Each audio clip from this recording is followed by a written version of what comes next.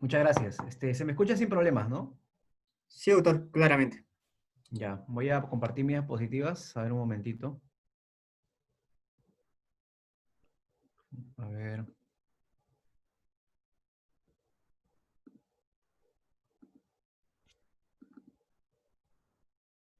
Ya, ¿me confirma si ven las diapositivas? Todo bien, ¿no? Correcto, doctor. Argumentación jurídica. Sí. Bueno, ¿qué tal? ¿Cómo están? Buenas tardes. En primer lugar, quiero agradecer la gentil invitación de Sefocapa Ayacucho para desarrollar esta investigación relacionada con un tema que de una u otra manera tiene mucho impacto en el quehacer judicial, que es el tema de la argumentación jurídica, ¿no? A mí particularmente me pidieron abordarlo desde una perspectiva de derecho constitucional. Así que comprenderán que yo voy a hacer un abordaje no solamente teórico, sino también casuístico, con diversas sentencias del Tribunal Constitucional peruano. Y también con pronunciamientos a nivel comparado que de una u otra manera nos permiten ver la relevancia de esta disciplina, ¿no? Desde ya es importante mencionar que no quiero de una u otra manera generar la sensación de que la argumentación jurídica o la teoría de la argumentación jurídica en general es la pieza clave para el derecho, ¿no? En el sentido de que no necesariamente en todos los casos nos va a permitir construir una mejor sentencia o una mejor decisión. Y ustedes pueden decir, pero eso es una contradicción. ¿Cómo puede usted hablar de teoría de argumentación jurídica y decirnos de que no se pretende de una u otra forma presentar el mejor argumento o exponer la mejor decisión judicial? Y eso es por una razón sencilla, ¿no? Tal y como ocurre con muchas herramientas o técnicas que seguramente ustedes han visto a lo largo de la carrera de derecho, en el caso de la teoría de argumentación jurídica, se trata de una disciplina que más bien nos permite identificar los aciertos y los errores, tanto de la práctica de la abogacía como el tema de la casuística, ¿no? Así que cuando nosotros comenzamos a explorar un poco la teoría de argumentación jurídica, lo hacemos con el propósito claro, por un lado, de evidentemente ver los aciertos, ver los puntos fuertes, ver de una u otra manera lo positivo de la teoría de argumentación, en el sentido de que nos permite fortalecer un argumento o construirlo de mejor manera. Pero por otro lado, también es una herramienta bastante útil para identificar en qué medida, por ejemplo, un poder judicial o un tribunal constitucional erró al momento de examinar una premisa en el caso, ¿no?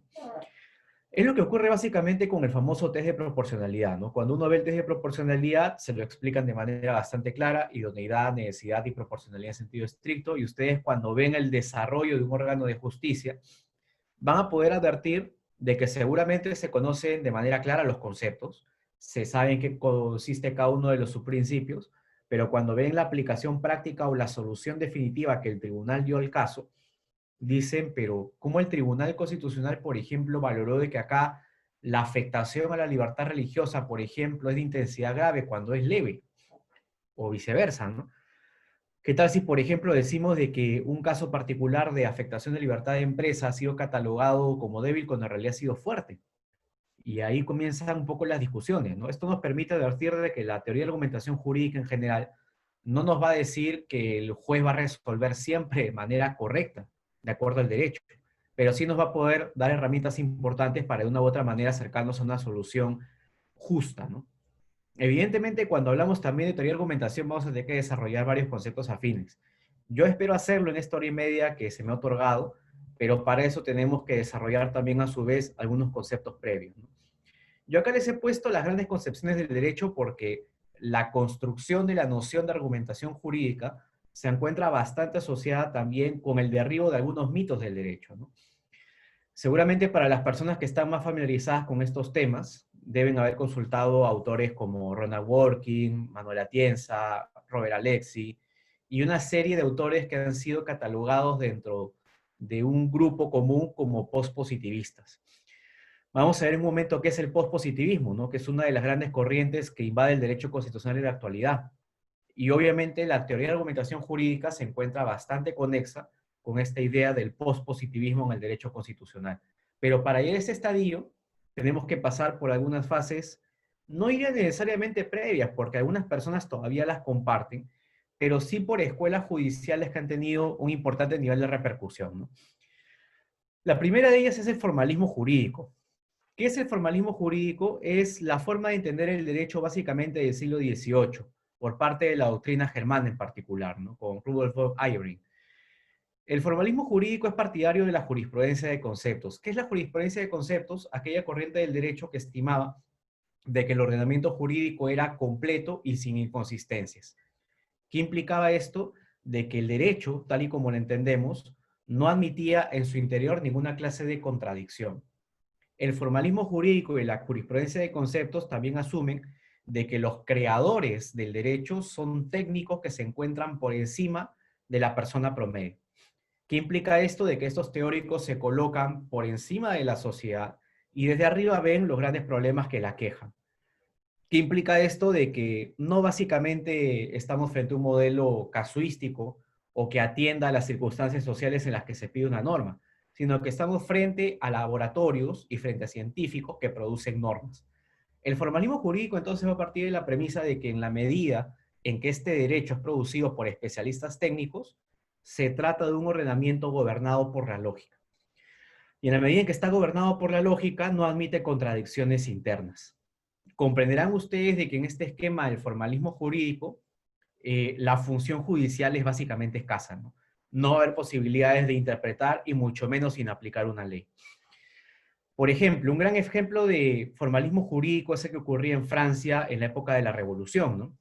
Ocurre de que en Europa, antes del siglo XVIII, el Poder Judicial se encontraba bastante desprestigiado, ¿no? ¿Qué implicaba esto? De que cuando surgen los grandes movimientos revolucionarios, lo que de una u otra manera tratan de impulsar es la idea de que el Poder Judicial no debería interpretar la ley. Entonces, ¿quién debería hacerlo? El órgano que estaba de moda en aquella época, que era el representante directo de la nación. Me refiero concretamente al Parlamento. Se van a construir herramientas, algunas de ellas que ustedes las conocen como el recurso de casación, con el propósito de evitar de que los jueces de las primeras instancias puedan contradecir el significado literal de la ley y habilitan a una corte para que pueda anular esta clase de decisiones, ¿no? Incluso se crea un instrumento que se llama el referé legislativo, que es un instrumento bastante curioso porque establecía de que en caso de duda, la autoridad judicial lo que tenía que hacer era enviar en consulta el caso o el expediente al Parlamento. El Parlamento terminaba de dilucidar cuál era el verdadero significado de la ley, devolvía el caso y recién ahí la autoridad judicial resolvía. Claro, ¿qué implica todo esto? Negar cualquier clase de interpretación al juez. Esto va a ser la corriente dominante en Europa durante buena parte del siglo XIX y XX. Inclusive hasta la Segunda Guerra Mundial, muchos países de la Europa continental pensaban de que los jueces no deberían tener el poder de inaplicar leyes, ¿no? Esto, como les comenté, básicamente por esta desconfianza hacia la autoridad judicial, la cual siempre había estado asociada con el antiguo régimen y concretamente era el brazo armado del rey, ¿no? Esto va a generar evidentemente demasiados descontentos. Comprenderán de que la situación no fue igual en Estados Unidos y seguramente ustedes recordarán que en 1803 se expide esta famosa sentencia Marbury versus Madison, donde la Corte Suprema Federal dice que cualquier ley que es contraria a la Constitución debe ser considerada como nula. ¿Qué implica esto? De que la autoridad judicial está facultada en aplicar esta clase de normas. Esto no fue así en Estados Unidos por la sencilla razón de que lo que se trataba de combatir era la opresión del Parlamento inglés. A diferencia del modelo de Europa continental, donde la monarquía tenía un aliado armado que era la autoridad judicial, en el modelo estadounidense, la rebelión no era propiamente contra la autoridad judicial, sino concretamente contra el Parlamento inglés. ¿Qué van a hacer los jueces norteamericanos entonces como respuesta a la opresión del Parlamento inglés? Van a comenzar a inaplicar normas, ¿no? De manera estatal. Hasta que en 1803 sale este Marbury versus Madison, que ya hace referencia a la inaplicación de una ley a nivel federal. ¿Qué implica todo esto? De que en el mismo tiempo histórico, por ejemplo, el formalismo jurídico ya convivía con otras corrientes, ¿no? Este formalismo jurídico que no admitía contradicciones, que pensaba de que la ley lo podía resolver todo, o que de una u otra manera estos científicos o especialistas tenían la virtud de la lógica de su lado, se van a encontrar, en el caso americano, frente a pensadores que más bien van a concebir la idea de que el derecho admite contradicciones y de que tranquilamente la Constitución puede ser opuesta a la ley. Este va a ser básicamente el modelo del formalismo jurídico, ¿no? El cual va a pensar esencialmente de que el derecho no admite ninguna contradicción. Otro gran modelo es el denominado positivismo normativista, y seguramente varios lo asocian con la figura de Kelsen, lo cual es correcto, ¿no? El positivismo normativista ya comienza a advertir la situación referente a la inconsistencia dentro del ordenamiento jurídico, ¿no? ¿Qué implica esto? De que si mientras el formalismo jurídico defendía la idea de que el ordenamiento era todo lógico y coherente, el positivismo normativista más bien va a comenzar a construir la lógica de las jerarquías. Y por eso varios recuerdan las escalas jerárquicas que establece Kelsen, ¿no? Por ejemplo, una norma reglamentaria no puede ser superior a una ley y esta a su vez no puede ser superior a la Constitución. El positivismo normativista va a asociar bastante a la figura del derecho con la figura del Estado, va a insertar criterios jerárquicos y la principal característica de este positivismo normativista va a ser de que no admite la inserción de la moral. Algo vital en el pensamiento de Kelsen es de que cuando él comenzó a pensar en los tribunales constitucionales, tal y como ustedes los conocen ahora, él era partidario de la idea de que las constituciones no deberían contener conceptos abiertos e indeterminados, o valores, ¿no? Como justicia, libertad, dignidad. Porque Kelsen presumía de que en el momento en que una carta constitucional, por ejemplo, comenzara a hacer esta clase de cuestiones, estaríamos determinando de que sea el Tribunal Constitucional el que establezca las principales bases de la sociedad democrática, ¿no? Que se sentía de que al hacer esto, desplazabas la autoridad política natural del Parlamento y se la volcabas a una Corte Constitucional.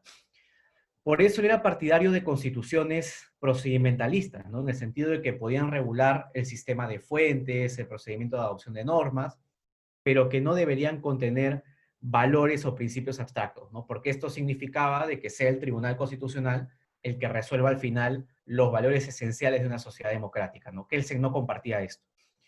Y seguramente si vemos la figura de Kelsen, él también no hubiera estado de acuerdo con varias sentencias que los tribunales expiden en la actualidad, ¿no? Por ejemplo, ustedes seguramente han visto que nuestro Tribunal Constitucional expide sentencias aditivas, interpretativas, reductoras, y hay una gran tipología de sentencias del Tribunal Constitucional, ¿no? Kelsen solamente asumía de que esos tribunales podían expulsar o mantener, pero que no tenían ninguna función intermedia. Este positivismo normativista también se caracteriza porque es ajeno a cualquier ideología, ¿no? La moral, y los valores y los principios no son determinantes salvo que el ordenamiento jurídico los introduzca y los considere como relevantes. Este positivismo normativista entonces no se va a preocupar de que el derecho sea necesariamente justo, ¿no? Sino de que va a estar más orientado a la idea de autoridad.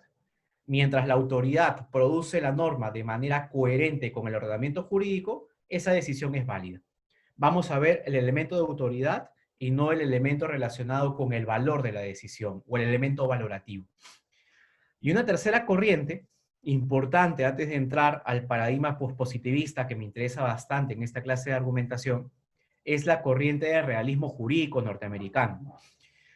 ¿Qué defiende esta corriente? Los estadounidenses comenzaron a ver algo bastante importante en el derecho, ¿no? Ellos advirtieron de que, por ejemplo, cuando hacemos actividad judicial o cuando hacemos la actividad como partes en el proceso, es determinante conocer quiénes son los que integran, por ejemplo, una audiencia determinada. El realismo jurídico dice, nos hemos preocupado bastante en los textos, en la literatura, en la doctrina, pero hemos evadido algo evidente, que es conocer a la figura del juez, que es conocer a la figura del fiscal. Este realismo jurídico va a pregonar más bien de que el derecho está en la acción y no tanto en los textos, ¿no? Y también, obviamente, de que este derecho no es tan estático como seguramente el formalismo jurídico hubiera defendido, ¿no? Sino de que estamos ante un ordenamiento jurídico que está en constante transformación, como ustedes pueden ver en la lámina, ¿no? Y esto es así porque las sociedades también se transforman. El derecho siempre va, de una u otra manera, aparejado con el desarrollo social y en consecuencia este realismo jurídico dice, oye, por si acaso cuando estudiamos derecho no solamente hay que revisar los textos, hay que ver a las partes y sobre todo conocer al juez. Claro, y Richard Posner lo grafica con un ejemplo bastante curioso, ¿no?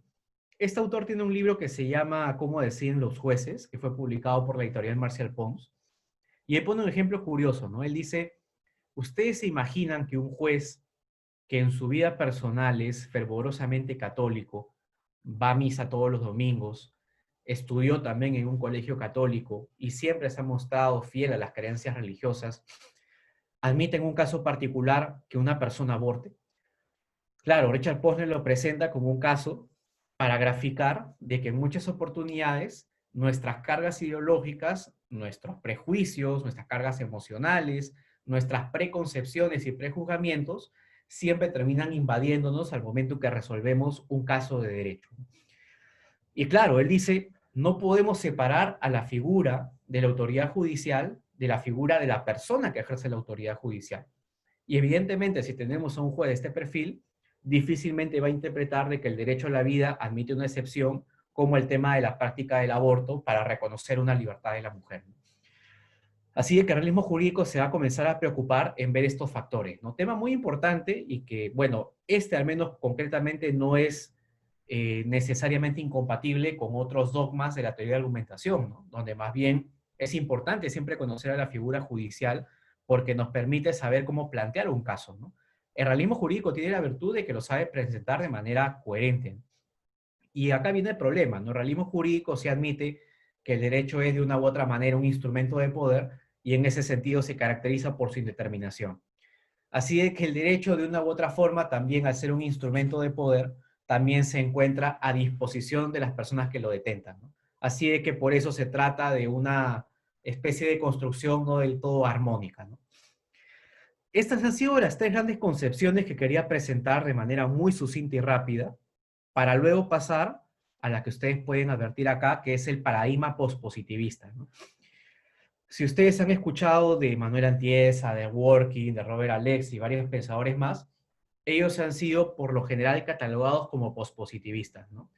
Ellos dicen de que hay una suerte de corriente común, aunque no unívoca, que después de la Segunda Guerra Mundial comenzó a desarrollar un movimiento revolucionario.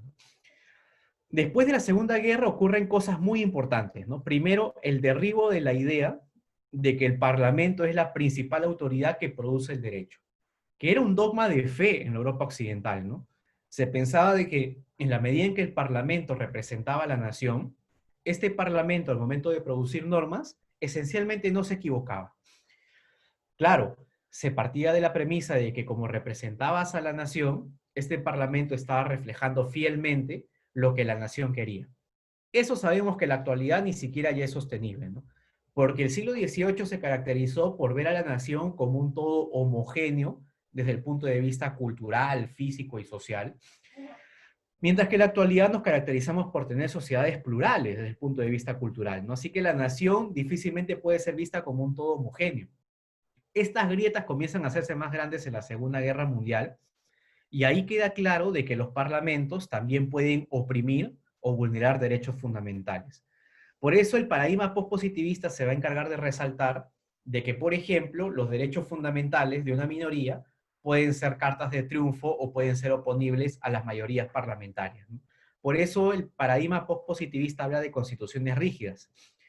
Luego de la Segunda Guerra Mundial, la teoría de argumentación va a tener un vuelco bastante importante porque vamos a tener de que la ley ya no es el centro de producción del derecho, ya que pueden existir normas superiores, normas de carácter constitucional o las normas que reconocen derechos fundamentales, que incluso pueden colocarse en un peldaño superior a esta tantas veces venerada ley, ¿no? Así de que el paradigma pospositivista reconoce de que después de la Segunda Guerra Mundial comienza una multiplicación de constituciones y también de creación de instrumentos internacionales, particularmente en materia de derechos humanos, ¿no? El Convenio Europeo entra en vigor en 1950 y refleja de que también había que controlar a las autoridades estatales nacionales. ¿Qué supone esto? De que también se vuelca la idea de que el Estado-nación era el principal actor a nivel internacional. En Europa dicen, también los estados necesitan un freno y crean al Tribunal y a la Comisión Europea de Derechos Humanos. Esto va a estar bastante asociado con la idea de constitución rígida, porque las constituciones van a establecer un procedimiento de reforma mucho más gravoso que el de la ley. Y esto va a ser determinante porque va a reconocerse de esta manera de que las constituciones, según los pospositivistas, estarían reconociendo el cuadro de valores, el cuadro de principios o la moral subyacente a una nación. Y en esa medida la constitución por eso es superior a la ley. No solamente desde el punto de vista jerárquico, sino de que también porque refleja de una u otra manera el principal consenso dentro de una sociedad democrática. El paradigma postpositivista también hace prevalecer el elemento valorativo sobre el autoritativo. Yo les había comentado que en la teoría de Kelsen la situación era al revés, ¿no? Prevalecía la autoridad sobre el valor, porque a la autoridad no le correspondía decidir lo que era correcto o lo que era malo. A la autoridad solamente le correspondía aplicar la ley. Por eso les había reflejado de que Kelsen tenía un gran temor respecto al poder de la autoridad judicial, ¿no? El postpositivismo destierra este temor y dice de que más bien tienen que primar los valores sobre la autoridad, ¿no? Y en esa medida, por ejemplo, se puede invocar un derecho fundamental incluso frente a una ley válidamente producida por parte del Parlamento Nacional. Ya esta situación ha llegado a una situación bien compleja, porque para las personas que han visto, por ejemplo, lo que es el control de convencionalidad, se da una situación bien curiosa, ¿no? La Corte Interamericana de Derechos Humanos, por ejemplo, en el caso Boyce contra Barbados, prácticamente ha dado a entender que incluso las autoridades judiciales deberían inaplicar sus constituciones internas para garantizar el cumplimiento de la convención. Y claro, ahí se da un escenario complejo porque, bueno, al menos en el caso peruano, nuestra constitución reconoce una posición importante a los tratados de derechos humanos, ¿no? Pero ¿qué pasa en aquellas constituciones donde, por ejemplo, se consigna que los tratados solamente tienen rango legal? La Corte Interamericana estaría disponiendo de que las autoridades judiciales de manera obligatoria hagan prevalecer un tratado que en el ordenamiento tiene rango legal respecto de su constitución. Y si se tratan de democracias endebles como la nuestra, comprenderán de que incluso algunos podrían denunciar a las autoridades judiciales por desacato, ¿no? Por decir de que han preferido un tratado internacional por encima de la Constitución, cuando esta norma dispone algo distinto. Hace poco en el Perú ocurrió un caso bien interesante. Para las personas que han visto la jurisprudencia del TC en materia del derecho a la vida, se había expedido una decisión por parte de un juzgado de paz respecto de la repartición de la píldora del día siguiente. Esta situación de la repartición de la píldora antes había meritado un pronunciamiento del Tribunal Constitucional. Y el tribunal, en una decisión de hace bastante tiempo, había determinado de que en aras de proteger el derecho a la vida, debería de una u otra manera no permitirse la repartición de la píldora del día siguiente. Ahí se va a generar una situación bastante contradictoria porque el tribunal, pese a admitir de que no se puede repartir por parte del sector público estas píldoras, sin embargo se habilita su venta en el nivel de las farmacias privadas. ¿Qué va a pasar? Que años después la Corte Interamericana en la sentencia Artavia Murillo va a comenzar a desarrollar una idea relacionada con que la vida humana empieza con la anidación. ¿Qué implica que empiece con la anidación? Estamos hablando de un momento posterior a la fecundación, que era el momento que había considerado el Tribunal Constitucional para determinar el inicio de la vida humana. Cuando esta sentencia es conocida a nivel interno, nuevamente comienza a litigarse lo relacionado con la píldora del día siguiente, ¿no? Llega un reclamo ante una autoridad judicial con el propósito de que se pueda repartir la píldora. ¿Y qué hace este juez de primera instancia, ¿no? Tiene por un lado la sentencia del TC, que básicamente ordenó y nunca fue revocada por una decisión posterior del propio tribunal, de que no se puede repartir la píldora, porque potencialmente puede vulnerar el derecho a la vida. Y por otro lado tiene ese pronunciamiento de la Corte, que al fijar que la vida humana empieza con la anidación, está diciendo de una u otra manera que es válido repartir la píldora del día siguiente porque no afecta lo que sería el desarrollo de una entidad viva, ¿no? El juez básicamente lo que dijo fue, inaplico el pronunciamiento del Tribunal Constitucional y más bien aplico el criterio de la Corte Interamericana. Incluso este juez llegó a decir de que el pronunciamiento del TC era discriminatorio. Y claro, dentro del paradigma postpositivista, esto estaría bien, porque estaría de una u otra manera garantizando el estándar internacional de protección, que sería el derecho a la vida. Pero uno ve la decisión desde el punto de vista interno y diría, oye, ¿y a este juez le va a ocurrir algo en particular? Porque podemos advertir más bien de que acá se genera una situación curiosa, porque está inaplicando una sentencia del último intérprete de la Constitución peruana, y al mismo tiempo está diciendo de que el TC discriminó a personas. Es un tema que siempre genera bastantes discusiones interesantes, ¿no? El paradigma pospositivista también estima de que hay un rol preponderante de la interpretación, ¿no? Así de que acá lucha frontalmente contra la lógica del formalismo jurídico, ¿no? Y se asume más bien de que la autoridad judicial tiene un rol preponderante. Ahora, esto no siempre es así en todas las experiencias estatales. Vamos a ver luego el caso de Canadá, el caso de Inglaterra y de otros países que admiten de que los tribunales no tienen necesariamente la última palabra, ¿no? Y por último, este paradigma pospositivista va a argumentar de que en general el derecho tiene componentes morales y políticos, ¿no? Y a esto apunta el paradigma pospositivista en el seno de la argumentación jurídica, ¿no? De sostener de que esta argumentación no puede dejar de lado los principios o los valores, ¿no? Y acá, por ejemplo, es bastante importante la obra de Ronald Dworkin, ¿no? En su obra Lectura Moral de la Constitución, incluso ha sido publicado por la editorial Palestra, acá en Lima, por si les interesa, igual ha sido distribuido a todo el Perú. Ronald Dworkin advierte de que en muchas oportunidades las autoridades judiciales tienen que resolver examinando valores, ¿no? Y esto suena bastante sencillo, porque uno puede decir, hay que identificar el valor que concurre en el caso, pero vamos a ver de que no se trata de una operación sencilla. Y es acá donde la teoría de argumentación jurídica juega un rol preponderante, ¿no? Porque de una u otra manera nos permite advertir de que en el derecho, por ejemplo, no siempre las decisiones judiciales van a ser las más coherentes o las más justas, pero sí nos va a permitir identificar en qué punto pueden ser cuestionables las decisiones judiciales. Aquí también otro tema que se me pidió mencionar fue el tema relacionado con el rol del juez ante el derecho, ¿no? Y aquí evidentemente, en el caso particular de la teoría pospositivista, este juez juega un rol preponderante en el tema de la argumentación. Yo había mencionado de que Hans Kelsen había edificado un juez y a un tribunal constitucional como ajenos a los valores, porque estimaba de que era un peligro de que los tribunales de justicia pudieran resolver esta clase de casos sensibles, ¿no? Y por eso los positivistas comienzan a criticar porque de una u otra forma esto supone hacer de que sea la autoridad judicial la que resuelva algo que debería ser resuelto por una sociedad democrática, ¿no? Si les interesa este tema, hay un autor neozelandés bastante conocido que es Jeremy Waldron, que tiene un libro que se llama Derechos y Desacuerdos, y él básicamente parte de la siguiente hipótesis, ¿no?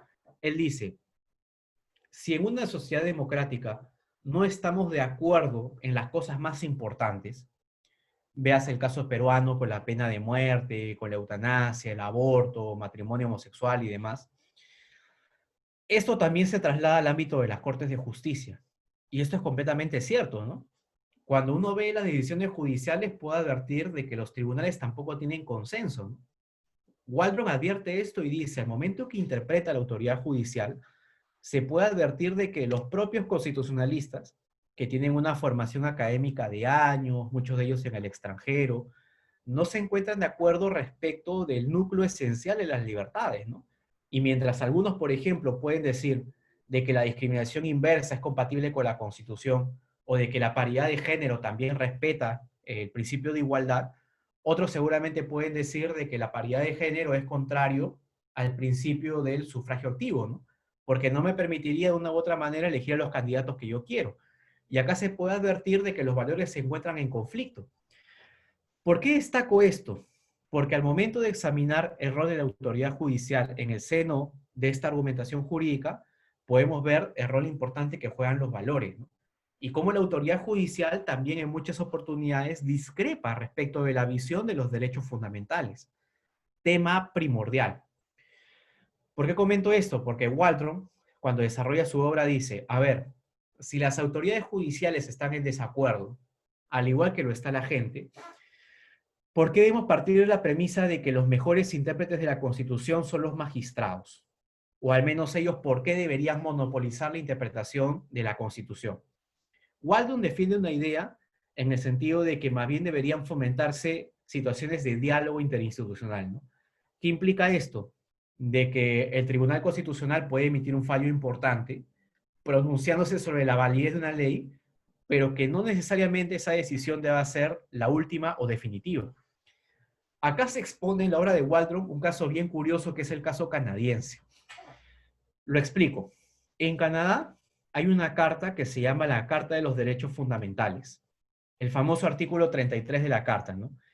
¿Qué defiende esta carta? De una u otra forma, la siguiente situación, ¿no? Si es que advertimos de que existe una ley que de una u otra forma es peligrosa desde el punto de vista constitucional, el Parlamento, por ejemplo, está facultado a suspender la atribución de la Corte Suprema de declarar la inconstitucionalidad de una ley por el plazo de 5 años. ¿Qué implica esto? De que en el modelo canadiense el Parlamento tiene la atribución de decirle a la Corte Suprema, durante 5 años no puedes declarar inconstitucional esta ley. ¿Por qué? Porque la Carta le da al Congreso la posibilidad, le da la herramienta de que los efectos de la ley puedan ser advertidas por la población. ¿Por qué el plazo de 5 años? Para que se celebren nuevos comicios electorales y sea la autoridad popular, sea el pueblo reunido en comicios populares, los que decidan si comparten la decisión del tribunal o si eventualmente comparten lo resuelto por el Parlamento. Y acá se genera una situación también bastante llamativa, ¿no? Porque esta ley de los derechos fundamentales también, por ejemplo, dispone que si la Corte Suprema declara inconstitucional una ley, también el Parlamento está facultado a privar de efectos jurídicos esta decisión por el plazo de 5 años. Esto es expuesto como Waldron como un modelo paradigmático o positivo en la medida en que incentiva el diálogo entre la Suprema y el Parlamento, ¿no? Y es más, este diálogo termina con los comicios electorales, con gente informada de ambas posiciones y determinado con cuál está de acuerdo. Él dice de que es peligroso de que siempre la autoridad judicial tenga la palabra definitiva, ¿no? Porque dice, seguramente en algunos casos los tribunales se portan bien, pero puede existir también la situación de que los tribunales se porten mal. Y de hecho, el mismo Waldron cita varios ejemplos de la Corte Suprema estadounidense de, por ejemplo, ¿no? Cuando se habían aprobado leyes que regulaban las jornadas máximas de trabajo de los panaderos, sin embargo, luego fueron declaradas inconstitucionales por el Tribunal Supremo norteamericano. ¿Bajo qué argumento? Bajo el argumento de que afectaban la autonomía de negociación de las partes en el contrato, ¿no? Es decir, si yo quiero decirle a mi trabajador de que trabaje conmigo 20 horas y él firma por necesidad, para el derecho norteamericano de esa época, ese contrato era válido, porque se entendía que reflejaba la autonomía de la voluntad y el Estado no podía interceder. Por eso, cuando salían estas leyes de carácter social, muchas de ellas fueron declaradas inconstitucionales por parte de la Suprema. Por eso Waldron dice, siempre asumimos de que los parlamentos están mejor posicionados desde el punto de vista democrático, y es cierto. Y asumimos, por otro lado, de que las autoridades judiciales conocen mejor el derecho y siempre resuelven mejor, y siempre protegen a las minorías. Pero Waldron con estos ejemplos refleja de que también las cortes de justicia pueden equivocarse. Y ante la posibilidad de este error, él dice, más sano es el diálogo interinstitucional entre Parlamento y Poder Judicial que de una u otra forma el hecho de que uno de ellos siempre se imponga, ¿no? Y es bastante curioso porque si ustedes ven el modelo canadiense, casi nunca se ha hecho uso de este artículo 33 de la Carta Canadiense, lo cual significa de que se ha hecho un uso responsable, porque si ustedes ven el caso peruano, seguramente el Congreso diría que todo es esta cláusula del artículo 33, ¿no? Para evitar de que las Cortes de Justicia puedan revisar lo decidido previamente por el Parlamento, ¿no? Porque hay un argumento bastante asentado de que el Parlamento es soberano, que es el primer poder del Estado, lo cual en la actualidad se demuestra que hay un equilibrio de poderes y en consecuencia eso no termina de ser del todo cierto, ¿no? Acá también la teoría de argumentación jurídica se presenta como un medio de legitimación de las decisiones judiciales, ¿no? Cuando uno ve el modelo peruano, advierte, por ejemplo, de que el Parlamento tiene una legitimación democrática directa, en la medida en que sus representantes son elegidas por el pueblo. Igual ocurre con el Poder Ejecutivo, ¿no? Al presidente se le designa de manera directa por voto popular y él, representando a la nación y de común acuerdo con un presidente de Consejo de Ministros que él nombra, comienzan a identificar quiénes pueden ser potenciales ministros, ¿no? Sin embargo, la gran pregunta es cómo se legitima el Poder Judicial, porque sus integrantes no son elegidos directamente por el pueblo, ¿no? La teoría de argumentación jurídica dice de que precisamente sus postulados permiten legitimar la función judicial en la medida en que si se brindan mejores razones, la sociedad, por ejemplo, puede resolver sus más grandes dilemas, ¿no? Y en esa medida, por ejemplo, la labor judicial adquiere un importante nivel de legitimidad. ¿Por qué comento esto? Porque, por ejemplo, en el modelo norteamericano, en el modelo estadounidense, en muchas oportunidades se ha advertido de que la Corte Suprema ha sido un actor relevante y en algunos casos determinante para resolver los principales conflictos sociales de la sociedad norteamericana, ¿no? Así de que por eso esta Corte Suprema ha adquirido legitimidad. Sus miembros, sin embargo, no son elegidos por parte del pueblo en sufragio popular. Eso sí, son elegidos por el presidente con ratificación por parte del Senado, pero no cuentan con una legitimación democrática directa. La legitimación que ese tribunal ha ido adquiriendo con los años se ha hecho en función de sus decisiones, ¿no? Porque han permitido resolver tensiones, porque han generado expectativas positivas del derecho y porque de una u otra manera han generado un buen ambiente de convivencia, ¿no? En algún momento, sí, el tribunal tuvo que dar vuelcos bastante drásticos y eso le generó bastantes críticas. Pero en algunos casos la Corte Suprema llegó a tener la razón, como cuando, por ejemplo, dejó sin efecto las prácticas segregacionistas en las escuelas públicas, cuando se decía que era válido tener colegios para blancos o colegios para negros. La teoría de argumentación jurídica nos demuestra de que una decisión bien construida también puede conducir a la legitimación de la autoridad judicial, ¿no? Por eso es bastante importante conocer la teoría de la argumentación, ¿no? Desde la perspectiva constitucional, fortalece la institucionalidad de los órganos, sea el Poder Judicial o sea el Tribunal Constitucional, porque cuando un órgano técnico brinda importantes razones, de una u otra manera fortalece a la institución, ¿no? López Guerra, que es el autor que ustedes ven en la lámina, sostenía de que la legitimidad del Poder Judicial se podía advertir en la medida en que este órgano aplicaba la ley. Claro, en el marco de controversias hay partes procesales y lo que le corresponde a la autoridad judicial es aplicar la ley. Y en la medida en que esta ley es el reflejo del representante de la nación, que es el Parlamento, ahí de manera indirecta hay cierto nivel de legitimidad judicial. Claro, esto sin embargo no es cierto en el caso peruano, donde según el artículo 138 de la Constitución, nuestros jueces incluso pueden inaplicar la ley por ser contraria a la Constitución. Hay un modelo que Domingo García Belaúnde ha calificado como dual, donde tenemos por un lado a los jueces haciendo control difuso, coexistiendo con un tribunal constitucional.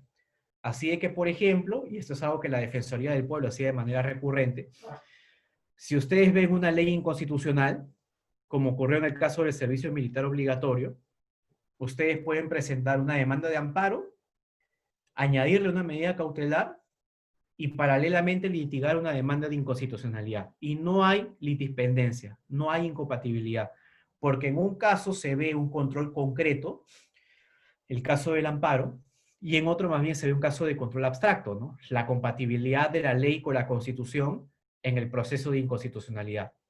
Así de que tenemos un modelo donde las autoridades confluyen bastante al momento de inaplicar las leyes. ¿Cómo adquieren los tribunales legitimidad en ese modelo? Cuando de una u otra manera, con sus decisiones, con la calidad de sus razonamientos, pueden contribuir a resolver conflictos sociales, ¿no? Por ejemplo, en Estados Unidos ha ocurrido siempre situaciones bastante tensas o dramáticas, y sin embargo su Tribunal Supremo de una u otra manera siempre estaba ahí para resolver los grandes dilemas existenciales de la sociedad norteamericana, ¿no? Y en la medida en que existe una sociedad bastante multiétnica, la Corte Suprema trató de dar cierto nivel de estabilidad a la sociedad estadounidense. La teoría de argumentación jurídica también se presenta como un medio de control de las decisiones judiciales, ¿no? Y como les había comentado, cuando ustedes en su momento vean lo que es el test de proporcionalidad, la teoría de argumentación nos va a poder dar herramientas para identificar si, por ejemplo, un valor fue bien o mal reconocido, ¿no? Y como les dije, eso en muchas oportunidades nos puede conducir a una solución errada, pero al menos nos da todos los elementos que sean indispensables para poder saber por qué era errada. Les pongo un caso que ocurrió en Estados Unidos, un caso bastante conocido. ocurre de que hace un par de años ya se había reconocido el matrimonio entre personas del mismo sexo en la sentencia Obergefell versus Hodge, ¿no? El tribunal lo reconoce como parte del derecho a la vida privada. Por una mayoría de 5 contra 4, ¿no? Es decir, una mayoría bastante endeble. Así de que la sociedad norteamericana estaba bastante dividida por esta materia, ¿no? Una pareja gay había acudido a una pastelería y le había solicitado al pastelero de que haga una torta donde se coloquen a 2 hombres, ¿no? Es decir, validando un matrimonio gay, ¿no? Que era el matrimonio de estas 2 personas, ¿no? El pastelero se negó a efectuar este servicio, ¿no? Porque dijo de que como él era católico, en virtud de sus creencias católicas no existía el matrimonio homosexual y en consecuencia se negó a prestar el servicio. El Estado, saben ustedes que Estados Unidos es una federación compuesta de estados. El Estado, me parece que era California, llega a determinar que se trata de un caso de discriminación por orientación sexual. Determina de que en la medida en que se negó a prestar un servicio que él brinda para todas las personas, estaría realizando un acto de discriminación. Acá hay 2 valores que están en conflicto, ¿no? El valor de la religión para esta persona y por otro lado el valor de la igualdad y la no discriminación en relación con la pareja, ¿no? El Estado hizo prevalecer la visión del principio de igualdad y no discriminación, ¿no? Y dijo, si tú vendes pasteles, a todas las personas se las tienes que vender por igual. Cuando el caso llega más bien al Tribunal Supremo, el tribunal advierte de que hubo un exceso por parte de la autoridad estatal y determinó de que más bien se había vulnerado la libertad de religión del pastelero, ¿no? Porque él, por ejemplo, por sus creencias religiosas, era libre de determinar si es que sus productos podían o no hacer referencia a los valores que él pregonaba. Ahí ustedes pueden advertir cómo, por ejemplo, si damos preeminencia al valor religión o al valor de la igualdad, ya comenzamos a identificar de una u otra manera qué fue lo relevante para que el tribunal resuelva el caso, ¿no? Y en la medida en que identificamos lo que es relevante, la teoría de argumentación jurídica nos permite dar herramientas para la crítica, ¿no? Otro caso más, el caso de la calle de las pizzas, que fue bastante interesante, ¿no? Para las personas que no han visto el caso, en Miraflores hay una calle bastante conocida que es la calle de las pizzas, que tiene un pasaje donde se hacen bastantes fiestas, se vende mucho licor y demás, ¿no? El problema era que los vecinos de la época, del lugar, se encontraban bastante disconformes con estos servicios, ¿no? Porque de una u otra forma, la celebración de estas fiestas o demás perturbaban la tranquilidad pública del vecindario. Luego de las presiones al alcalde de Miraflores, este alcalde expidió una ordenanza en la que dispuso de que, por ejemplo, el servicio que dispensaban estos locales solamente podía ser reconocido en el horario de 10 a 1 de la mañana. Con lo cual, los dueños de los locales presentaron una demanda de inconstitucionalidad porque dijeron, oye, disculpa, pero si solo funcionamos de 10 a 1, se afecta gravemente nuestro negocio, ¿no? Por otro lado, los vecinos de la zona, defendiendo la constitucionalidad de ordenanza, sostenían de que se buscaba garantizar la tranquilidad pública, ¿no? Y la salud, incluso acústica. Cuando el tribunal examina el caso, dice, no hay 2 valores en conflicto, y comienza a razonar, ¿no? Y dice, ¿cómo se ha afectado el valor tranquilidad pública? Se ha vulnerado de una manera grave. ¿Por qué grave? Porque estamos hablando de molestias diarias, de lunes a domingo, en un horario de madrugada, las personas no pueden dormir, tienen que trabajar, así que hay una intensidad grave. Esto podía ser correcto. El gran tema fue respecto de los empresarios. Para el tribunal, la afectación en relación con los empresarios era media o débil, porque para el Tribunal Constitucional, de una u otra manera, todavía están prestando el servicio, ¿no? Y la teoría de argumentación, al examinar, por ejemplo, el test de proporcionalidad, nos permite interrogarnos, ¿no? Oye, disculpa, pero ¿de verdad solamente fue una afectación leve o quizás media? Porque cuando uno ve en la práctica cómo operan estas instituciones, la gran cantidad de clientes más bien llega a pasar a la medianoche, ¿no? Entre 10 y 11 muy pocas personas, porque los negocios como discoteca, bares y demás, por lo general comienzan a tener gran afluencia después de las conocidas reuniones previas en las casas, ¿no?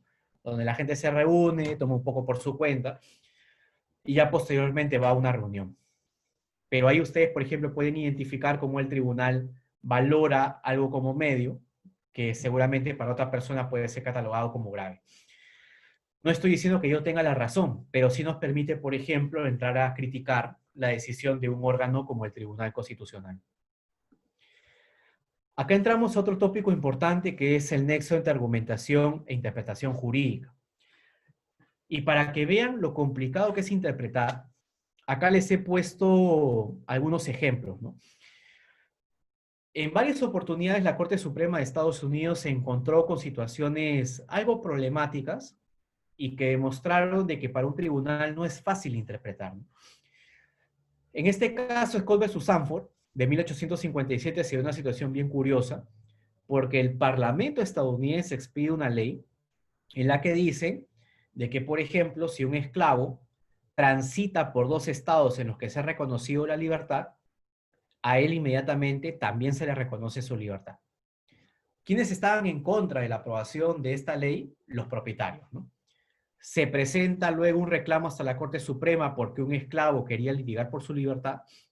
Y en esta sentencia, Scott versus Sanford, lo primero que se pregunta a la Suprema es, a ver, ¿tienen legitimidad para obrar los esclavos? En la Suprema dice, no lo tienen.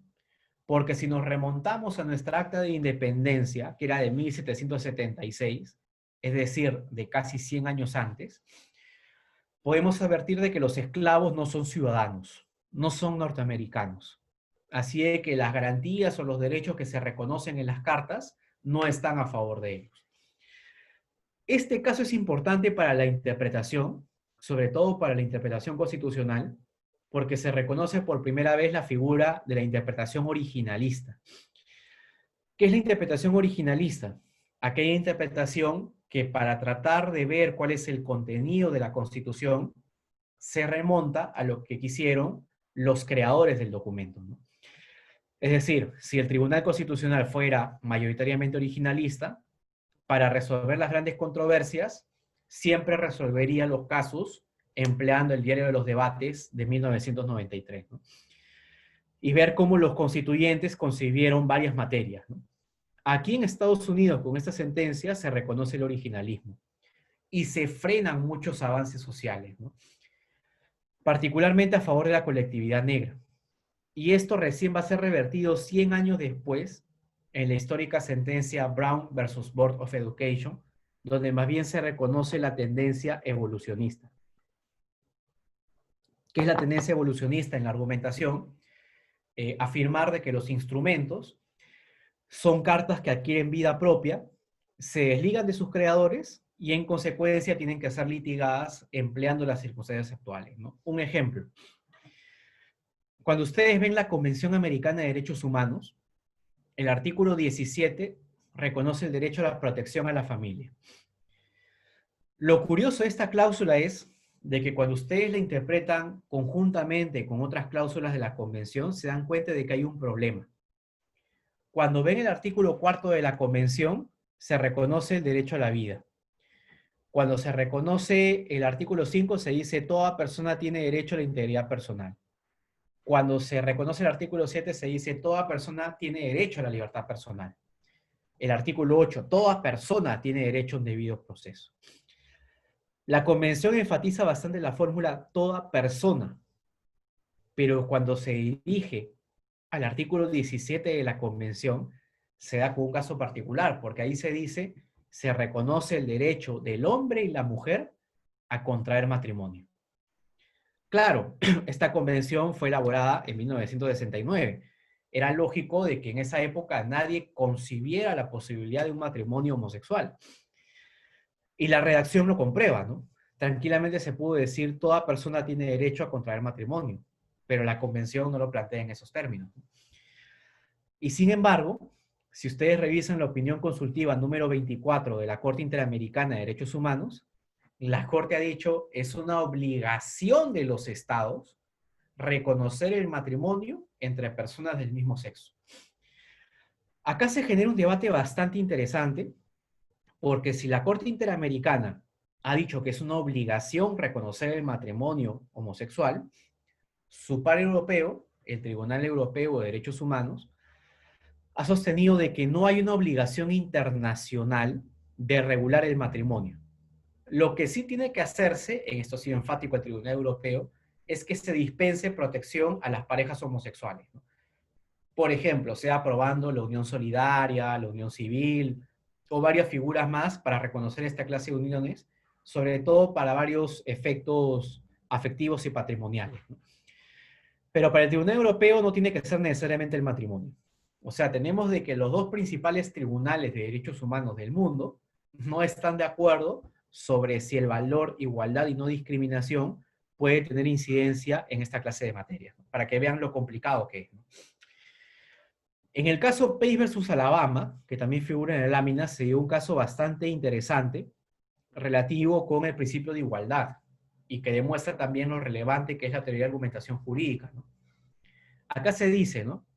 Si una persona blanca contrae matrimonio con una persona negra, ambas personas serán sancionadas con pena de prisión de 1 año. Esta familia del caso Pace demandó al estado de Alabama por considerar que su normatividad era discriminatoria, ¿no? ¿Cuál fue el razonamiento del Tribunal Supremo de los Estados Unidos? No hay violación de la igualdad porque estamos sancionando al hombre y a la mujer. Sería violación del principio de igualdad si es que solamente sancionáramos al negro y no al blanco, ¿no? Así que para la Corte Suprema, en una visión estrecha de la igualdad, en un sentido básicamente formal, no hay violación de la no discriminación porque la norma tiene efectos de carácter general. La argumentación jurídica y los movimientos después de la Segunda Guerra Mundial nos han demostrado de que también en algunos escenarios es válido que el Estado intervenga para tratar de luchar contra desigualdades, ¿no? Hay un texto bastante interesante que les recomiendo, de un autor argentino que es Roberto Saba, que se llama Más allá de la igualdad formal. El libro lo venden en el Perú, pero si dan en internet, hay un artículo que se llama ¿Qué es lo sospechoso de las categorías sospechosas?, ¿no? Y este autor concibe la igualdad también como no sometimiento. ¿Qué implica la idea del no sometimiento? De que también el Estado está obligado a tratar de equiparar a los grupos sociales que están en desventaja en relación con el resto de la sociedad, ¿no? De que la ley no tiene que ser necesariamente igual para todos, sino de que también admite tratos no similares en función de la necesidad de proteger a un colectivo de forma especial. El caso Beck versus Bell también nos demuestra lo problemático que es identificar algunos valores constitucionales, ¿no? En el caso Beck se cuestionaba una ley que disponía la esterilización de todas las personas con discapacidad. Un caso, comprenderán ustedes, bastante delicado, ¿no? Y cuando la Corte Suprema trata de identificar cuál es el valor jurídico detrás, por ejemplo, de la aprobación de esta ley, llega a la siguiente conclusión, ¿no? La sociedad norteamericana tiene el derecho de contar con un banco genético limpio. Es decir, que la sociedad estadounidense tiene un derecho fundamental a no ver a personas con discapacidad en su sociedad. Lo peor de la sentencia, lo pueden revisar en internet y no les estoy mintiendo, es que se menciona 3 generaciones de imbéciles ya son suficientes, refiriéndose a la chica, que era la chica Buck en el caso, a su madre y a su abuela. Las 3 presuntamente con discapacidad mental. Lo cierto es que en esta época, por ejemplo, si ejercías la prostitución, te consideraban como una persona con discapacidad mental, ¿no? Porque sentían de que una mujer no podía disponer libremente de su cuerpo en esa medida. Así es que ustedes verán de que la interpretación judicial, sobre todo en la actualidad, tiene un rol determinante, ¿no? La ley siempre fue concebida en términos abstractos y generales, ¿no? Gustavo Zarelewski lo menciona de manera clara, ¿no? Siempre el Parlamento, cuando produce normas, piensa en una sociedad básicamente homogénea. Muchas veces no se detiene a examinar las distinciones particulares que concurren en los casos. Y es ahí cuando la autoridad judicial tiene un rol determinante que resolver, ¿no? Porque, claro, en muchas oportunidades la ley puede que de manera general no plantee un caso de discriminación y, sin embargo, en situaciones específicas, esta norma termine siendo discriminatoria. Y es en los efectos cuando tienen que intervenir las Cortes de Justicia, ¿no?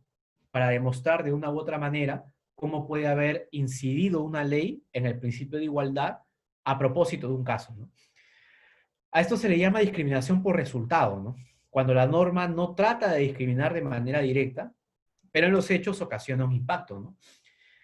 Por ejemplo, en Estados Unidos se hizo algo bastante gracioso, ¿no? Cuando se comenzaron a reconocer las libertades de las poblaciones negras, había un descontento bastante grande, ¿no? Sobre todo cuando se les reconoció el derecho al voto. Así que los estados del sur aprobaron lo que se denominaban los códigos negros, ¿no? ¿Qué eran estos códigos negros? Leyes aprobadas exprofesamente para dejar de una u otra manera sin participación a la colectividad negra. Claro, pero la ley tenía un semblante constitucional, porque se establecían algunos requisitos que uno puede entender que para la época eran algo razonables, ¿no?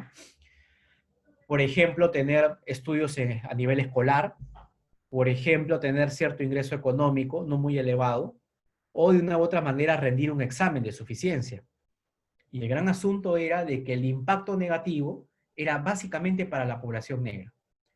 Lo que la Corte Suprema advierte en este caso es de que la ley, ciertamente desde el punto de vista abstracto general, no tenía la intención de discriminar, pero cuando uno ve su aplicación directa o concreta, se da cuenta de que efectivamente a través de los resultados se buscó perjudicar a una colectividad que era la colectividad negra. Claro, la ley no decía, las personas negras no pueden votar, no era un supuesto de discriminación manifiesto directa. Simplemente se establecían requisitos, pero que cuando uno los evidenciaba con un poco más de claridad, podía terminar de advertir de que el principal destinatario era la colectividad negra, ¿no? Ahí se genera una discusión bastante interesante. Dentro de la teoría de argumentación jurídica también va a ser muy importante que ustedes sepan distinguir entre enunciado y significado. En la jurisprudencia del Tribunal Constitucional, al enunciado se le dice disposición y al significado se le dice norma. Así de que ustedes pueden encontrar estos dos términos también como disposición o norma. Ustedes pensarán que es un término teórico, abstracto o difuso, pero tiene mucha repercusión práctica. Les pongo un ejemplo. Imaginemos de que se cuestiona una ley, ¿no? La ley de carrera magisterial. Esta ley de carrera magisterial dispone lo siguiente. Las personas involucradas en delitos de violación sexual de menores o terrorismo quedarán fuera de la carrera magisterial. Uno ve el caso y se le vienen a la mente varios derechos por los cuales demandar la ley, ¿no? Uno podría ser quizás derecho al trabajo, igualdad de acceso a la función pública, porque uno podría decir, ¿por qué si una persona, por ejemplo, cumple de una u otra manera su condena, ¿por qué no puede postular a la carrera magisterial? Es una primera reflexión. ¿Cuál es el propósito de la pena si es que al final no resocializa o no reinserta a la persona en una sociedad?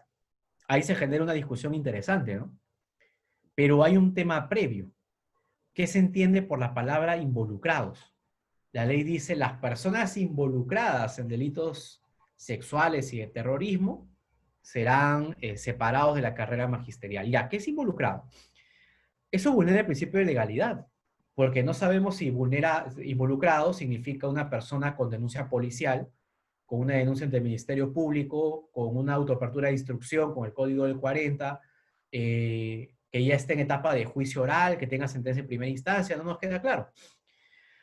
Así de que uno dice, bueno, hay una violación del principio de legalidad, al tribunal, en el esquema kelseniano, le corresponde expulsar del ordenamiento jurídico, ¿no? ¿Qué implica esto? Algo en realidad mucho más grave y que uno cuando lo examina con un poco más de claridad ve y no le conviene mucho.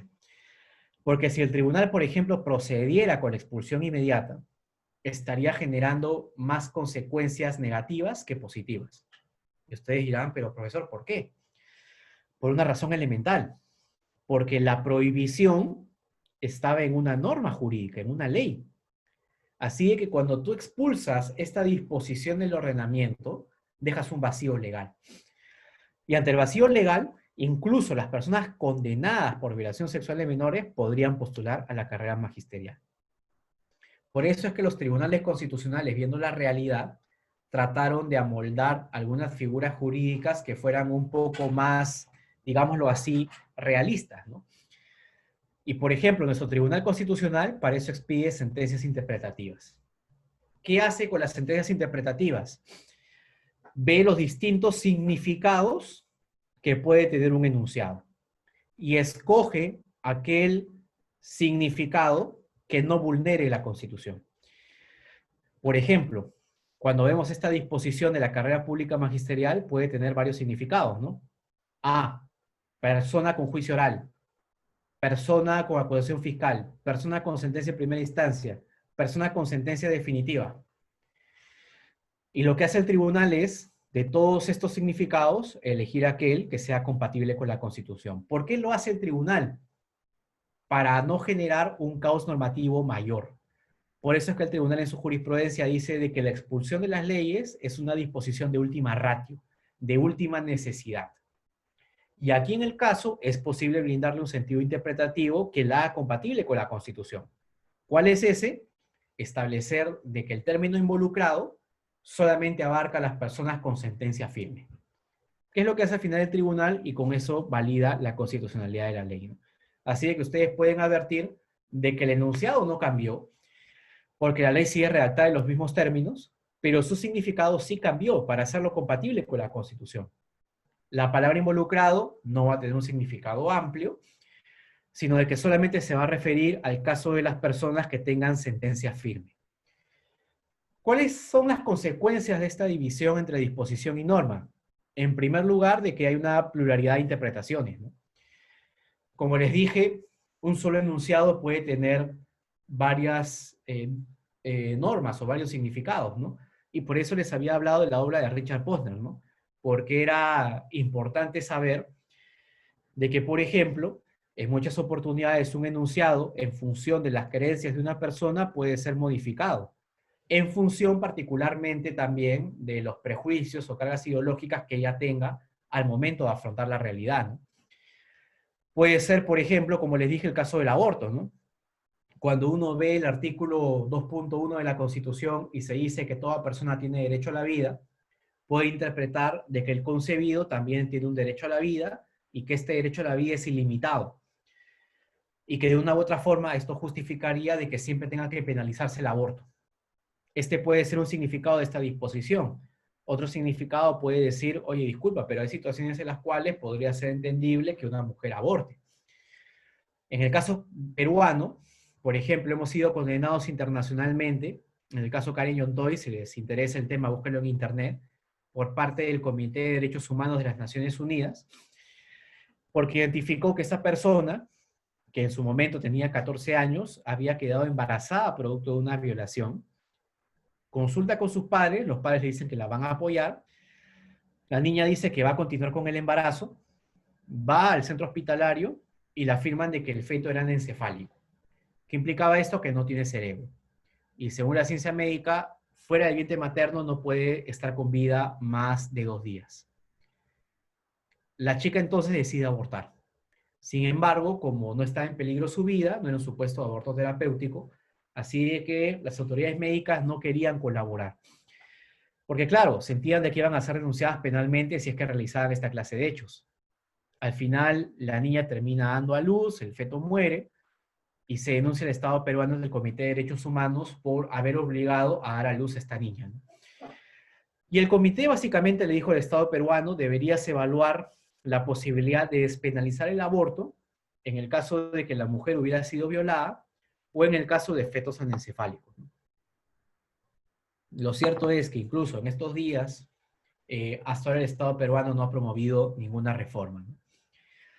Comprenderán de que también las disposiciones incorporan cuantas interpretaciones se realicen, ¿no? Que es básicamente también lo que he estado comentando hace un momento. Y acá también nos encontramos en el seno de lo que en la teoría de argumentación se conoce como casos fáciles y casos difíciles, ¿no? ¿Por qué se caracterizan los casos fáciles, que son el 95% de los casos, ¿no? Porque básicamente la autoridad judicial sabe lo que es el derecho en el caso concreto, le corresponde simplemente aplicar la disposición jurídica y en muchos casos incluso por un razonamiento silogístico, ¿no? El código dice de que si presentas tu demanda de amparo contra resolución judicial fuera de los 30 días es improcedente. Vemos que en el caso particular, Carlos la presentó en el día 31, se hace un juicio deductivo, un silogismo judicial, y se dice premisa mayor, la ley da solo 30 días. Premisa menor, tenemos un caso particular donde una persona se excedió los 30 días. Conclusión, se le aplica en consecuencia la causal de improcedencia por el plazo. El 95% de los casos a nivel de jueces suelen ser así, pero el 5% que en realidad generan las discusiones más importantes en el derecho son los denominados casos difíciles, ¿no? Donde de una u otra manera la autoridad judicial no tiene frente a sí lo que el derecho es, y más bien, por eso un sector de la doctrina dice que esta autoridad judicial tiene que proceder a crear el derecho en virtud de lo que se denomina la razón práctica, o lo que en otros términos podríamos denominar como operativizar los valores. Por eso ahí se menciona lo que debe ser el derecho, ¿no? La autoridad judicial ve, por ejemplo, el valor igualdad frente al valor libertad de expresión, en el caso de un discurso de odio, y tiene que determinar en el caso particular cuáles de las partes tiene la razón, ¿no?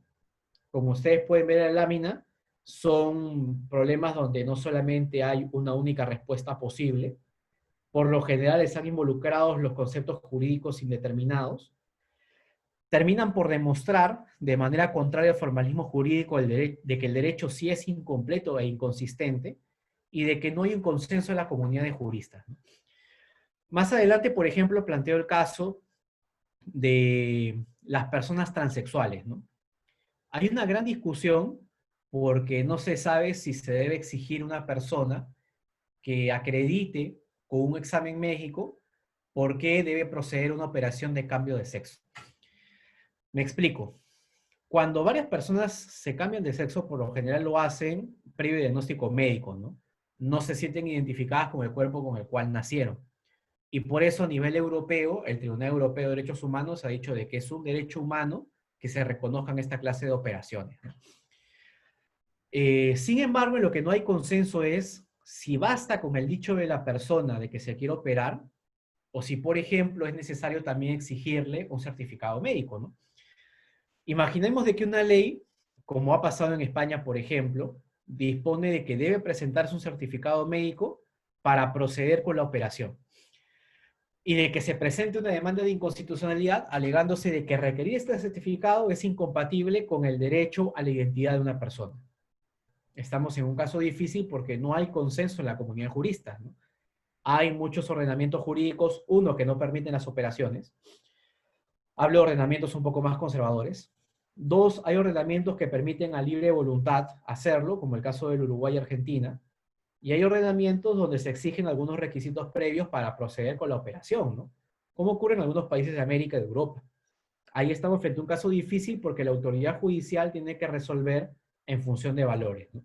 Y es acá donde juega un rol importante la denominada ponderación a nivel judicial, que es algo que me imagino deben haber visto, desgraciadamente por tiempo no lo puedo abordar, pero que implica sopesar valores en un caso concreto, ¿no? Manuela Tienz agrega de que hay casos trágicos, ¿no? O sea, aparte de los casos fáciles y difíciles, hay casos trágicos para tratar de reflejar de que no hay ninguna respuesta correcta, ¿no? Y de que en realidad no es posible encontrar una solución que no suponga el sacrificio de algún valor, ¿no? Puede ser un caso donde se trate de ponderar vida contra vida, ¿no? Por ejemplo, de que una persona esté inconsciente y de que sea la única que pueda donar un riñón, por ejemplo, a otra para que ésta pueda sobrevivir, ¿no? La extracción de un riñón, se me ocurre, puede ser una de las intervenciones más graves que se le puede hacer a una persona, pero se hizo con el propósito de salvar a un tercero, que es básicamente su derecho a la vida, ¿no? Acá hay una afectación grave a ambos valores fundamentales y evidentemente estaríamos ante un caso trágico, ¿no? O también cuando, por ejemplo, los médicos en un conocido caso tenían que decidir si mantenían unidas a unas siameses o si las separaban. Si las separaban, había la posibilidad que una viva. Si no las separaban, al final podían morir las dos, aunque no era 100% comprobado ello. Así de que ahí cuando el médico resuelve, estamos ante un caso trágico, porque si luego se enjuicia a los médicos, difícilmente puedes determinar si la decisión definitiva que ellos adoptaron era o no la correcta. Atienza dice que en estos casos trágicos hay un importante nivel de discrecionalidad para la autoridad judicial para resolver la controversia, ¿no? Lo cual es claramente entendible, ¿no? Yo acá les pongo algunos ejemplos de casos difíciles, los voy a pasar rápido para tratar de abordar en el tiempo que me queda algunos temas más, y les pongo el tema del correo electrónico institucional, ¿no? Hace poco llegó un caso bien interesante al TC, donde una persona, por ejemplo, eh, hacía un uso personal de su correo institucional, que era de una empresa, por casi 5 años. Y tanto era este uso personal que en una oportunidad mandó un correo electrónico haciendo referencia a que en Wong, el supermercado, se estaban raptando niños. ¿Cuál era el problema? Que la empresa en la que trabajaba esta señora era un asociado estratégico de Wong, ¿no? Así de que ven el correo y proceden a despedirla. Ella presenta una demanda de amparo diciendo de que ella tenía expectativa de privacidad y que en consecuencia se empleó prueba prohibida. Hay un importante sector de la doctrina, sobre todo a nivel laboral, que dice, disculpa, pero el correo electrónico que te dan en el trabajo es un correo institucional. Pero a nivel constitucional, varios tribunales de justicia han dicho de que hay una obligación del empleador de informar previamente, de que el correo va a ser básicamente para fines institucionales, ¿no? Y si no le informaste al trabajador, luego se genera una expectativa razonable de privacidad. En este caso había aún mucho más expectativa y por eso le dieron la razón a la demandante, porque había usado su correo electrónico durante 5 años y el empleador nunca le había observado que hacía un uso personal del correo electrónico. Ahí ven un caso difícil, ¿no? Donde por un lado está el interés de la empresa de poder fiscalizar lo que hacen sus trabajadores y por otro lado se encuentra la expectativa de un trabajador, ¿no? Y si a eso le añadimos el problema de las redes sociales, comprenderán que la situación es todavía mucho más delicada, ¿no? Me encantaría abordar ese tema, pero es un supuesto un poco extenso, ¿no? Y no me alcanzaría el tiempo para hacerlo. También, ejemplo de caso difícil de que el derecho es incompleto e inconsistente, y acá pongo el caso bastante conocido del vientre de alquiler, que fue resuelto por una casación, que es la 563-2011, pero que nos demuestra de que la Ley General de Salud, de una u otra manera, puede ser incompatible con otros valores fundamentales de la sociedad. Les pongo el caso que ya les había comentado del cambio de sexo. Este fue el último caso que vio el TC, el 6040-2015, para reflejar de que no existe acuerdo en la comunidad de juristas y tampoco a nivel de cortes constitucionales o cortes supremas para tratar de determinar si es que debe existir algún requisito para que la persona pueda operarse o no, ¿no? Es un tema que todavía es objeto de bastantes discusiones. Y este caso que también ya lo comenté, así que lo puedo pasar, que es el caso que les comenté de las pasteleras, que es el caso Charlie Cry y David Mullins versus Masterpiece Cake Shop. Así que si les interesa, los pueden buscar en internet, porque lo bueno es que todas estas decisiones están colgadas en internet, así que simplemente las pueden revisar en caso quieran profundizar un poco lo que aquí se ha mencionado. Cuando hablamos de interpretación constitucional, la situación todavía a nivel de interpretación es aún mucho más delicada, ¿no? Thomas Gray, que es un autor norteamericano, ha hecho una equiparación entre la interpretación de la Biblia y la interpretación de la Constitución, ¿no? Gray dice, tanto a nivel religioso como a nivel constitucional hay un documento sacro, en el caso de la religión es la Biblia, y en el caso de la sociedad es la Constitución. Ambos tienen sus principales intérpretes. En el caso de la religión es el Papa y en el caso de una constitución puede ser un tribunal constitucional. Y en muchas oportunidades importa el texto, ¿no? Nos remontamos a la Biblia para entender su significado o nos remontamos a lo que pensaron los constituyentes al momento de aprobar una constitución. ¿Por qué ese tema es importante? Porque nos demuestra de que la constitución, al ser un documento fundacional, en muchas oportunidades para determinar su contenido interpretativo, estamos involucrados en múltiples problemas, ¿no? Como figura de lámina, uno de ellos es la indeterminación y otro bastante conocido es la ambigüedad. Por ejemplo, si yo con ustedes formara una asamblea constituyente y decidiéramos formar una nueva constitución, se generaría un debate bastante intenso, porque si acá la mitad estuviera a favor del aborto y la otra mitad estuviera en contra, tendríamos que redactar necesariamente una cláusula indeterminada. Porque si yo, imaginemos, estoy a favor del aborto, redacto mi constitución y pongo toda persona tiene derecho a la vida, este derecho será entendido en armonía con la libertad de la mujer de abortar, la mitad de ustedes no va a querer firmar ese acuerdo. Y por el contrario, si otras personas dicen de que el derecho a la vida involucra también de que la mujer no puede abortar, la otra mitad va a estar en contra. Por eso los constituyentes suelen crear fórmulas abiertas o indeterminadas con el propósito de que sea cada sociedad en cada momento histórico la que le adscriba de contenido a la Constitución, ¿no? Así de que, por ejemplo, si estamos debatiendo sobre el contenido de la vida y de acá a unos 30 años la sociedad interioriza a través de sus representantes de que en algunos casos particulares sería conveniente regular el aborto, seguramente eso sería reconocido en una ley, ¿no?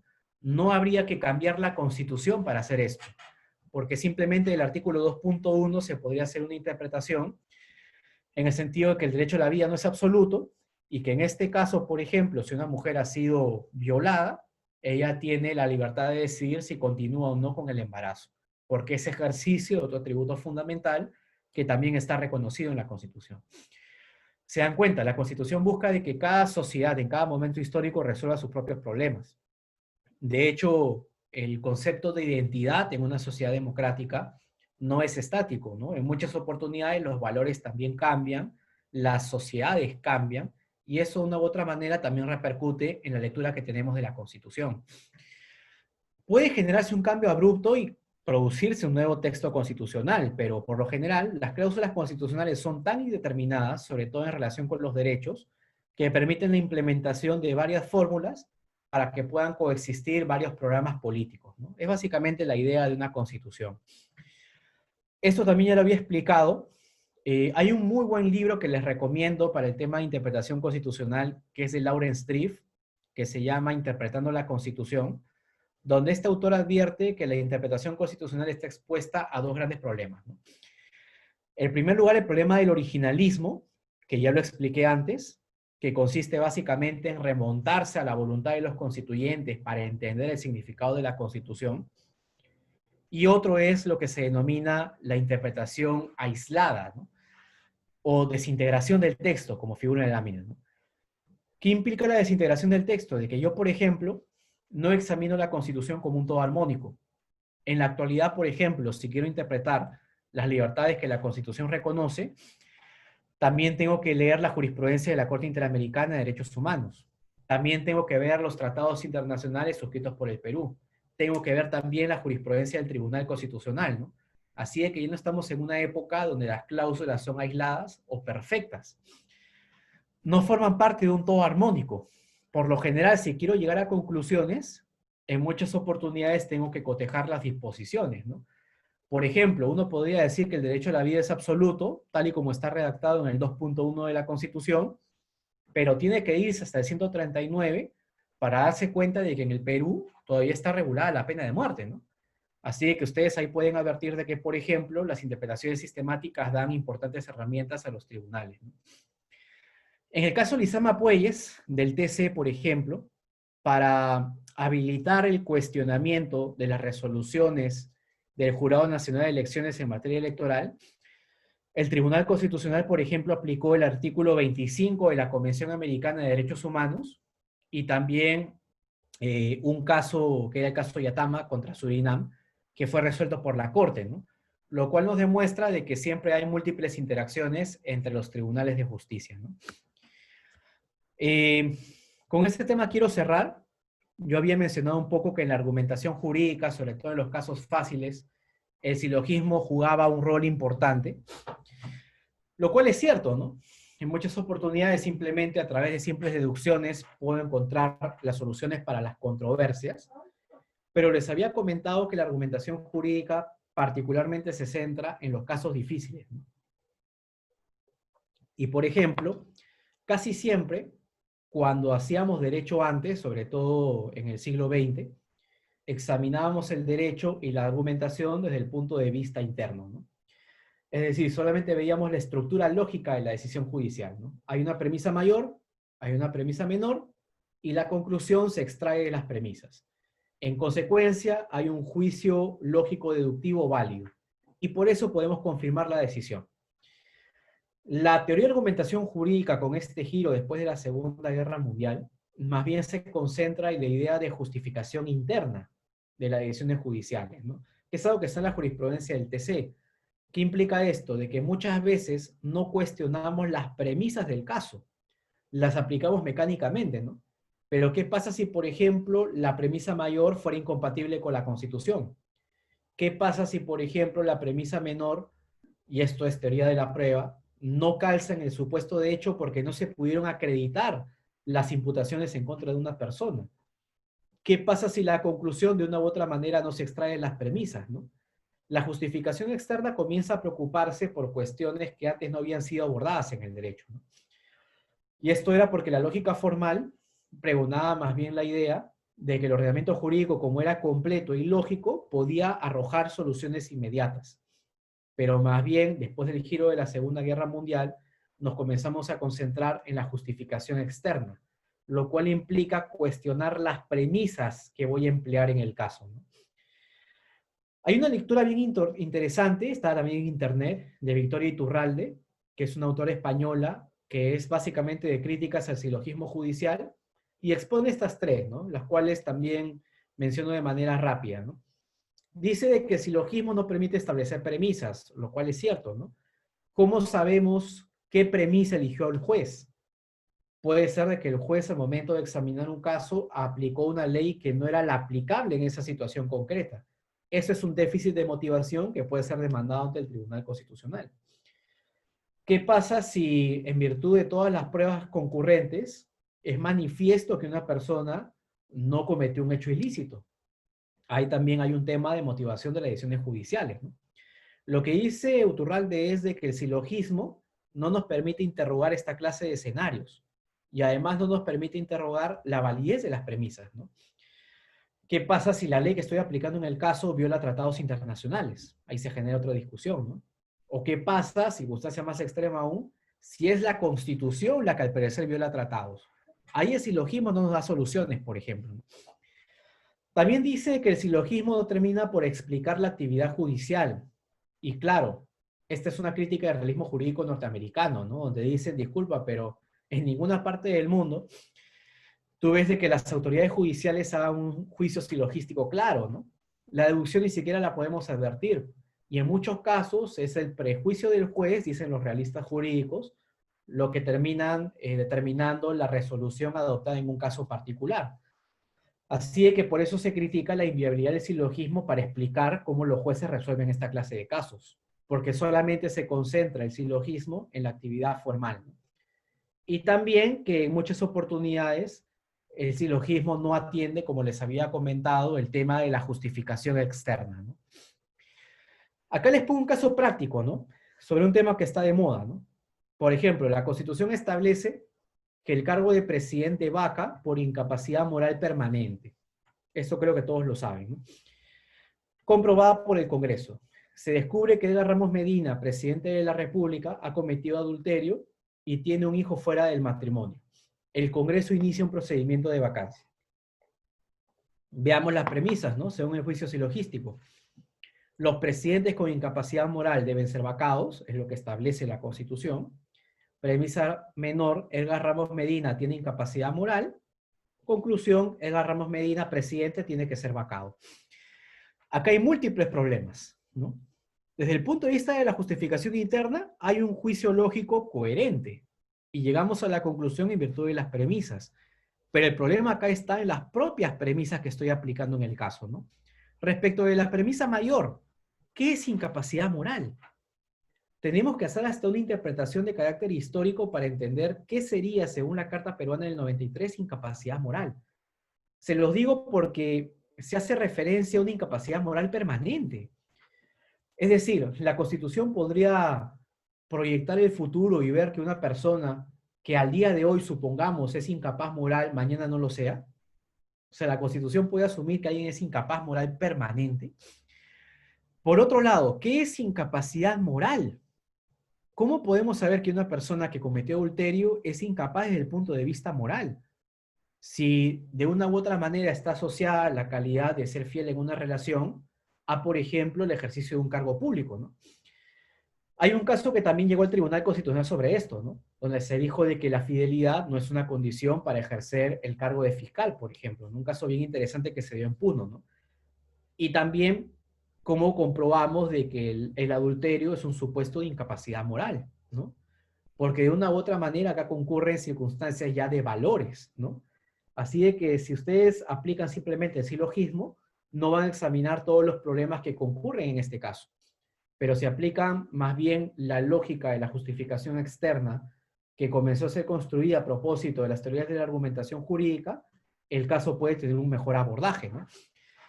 Tienen que determinar, uno, si por incapacidad moral se refiere la Constitución a las personas buenas o malas, cuando en realidad, si ustedes ven las constituciones históricas peruanas, la incapacidad moral estaba asociada a la incapacidad mental. Y esto sí tiene sentido, pues, porque una persona con incapacidad mental permanente no puede ejercer el cargo. Y claro, ahí tiene sentido la vacancia, ¿no?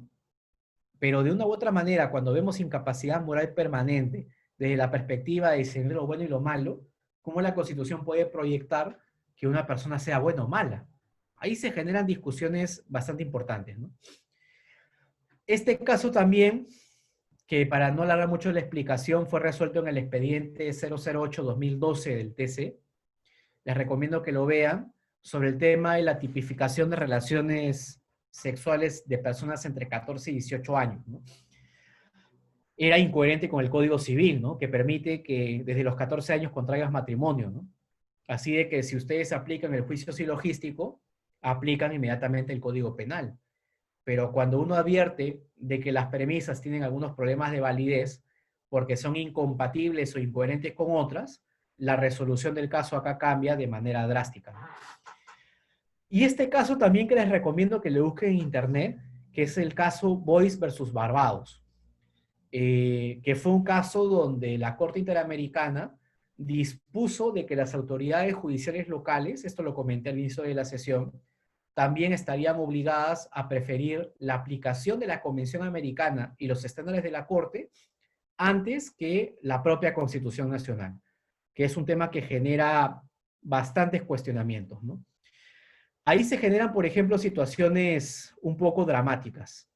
Y ya para cerrar, porque desgraciadamente el tiempo se me ha acabado, planteo este tema de la denominada derrotabilidad y su relevancia en la argumentación, ¿no? ¿Qué es la derrotabilidad? La idea de que de una u otra manera exista la posibilidad de afectar, por ejemplo, la validez de ciertas disposiciones de carácter legal, ¿no? Cuestionar que una ley sea inconstitucional, que un reglamento sea inconstitucional, o incluso cuestionar la validez de cláusulas constitucionales. Esto lo hizo el TC de Bolivia en el expediente que ustedes pueden revisar acá sobre la reelección presidencial. Y se generó un debate bastante interesante porque según el 168 de la Constitución boliviana, se establecía de que el presidente solamente podía estar 2 mandatos, no podía estar en un tercero. Y Evo Morales plantea una demanda de inconstitucionalidad contra su constitución, diciendo de que se vulneran los derechos políticos, ¿no? Este es un buen caso de argumentación jurídica porque claramente nos demuestra cómo las herramientas que hemos venido conociendo se pueden tergiversar. El TC dijo, la Convención Americana reconoce el derecho a elegir y ser elegido. Acá la Constitución viola el derecho a elegir del pueblo boliviano y el derecho a ser elegido de Evo Morales. Y la Convención Americana no establece ningún impedimento para acceder a un alto cargo público.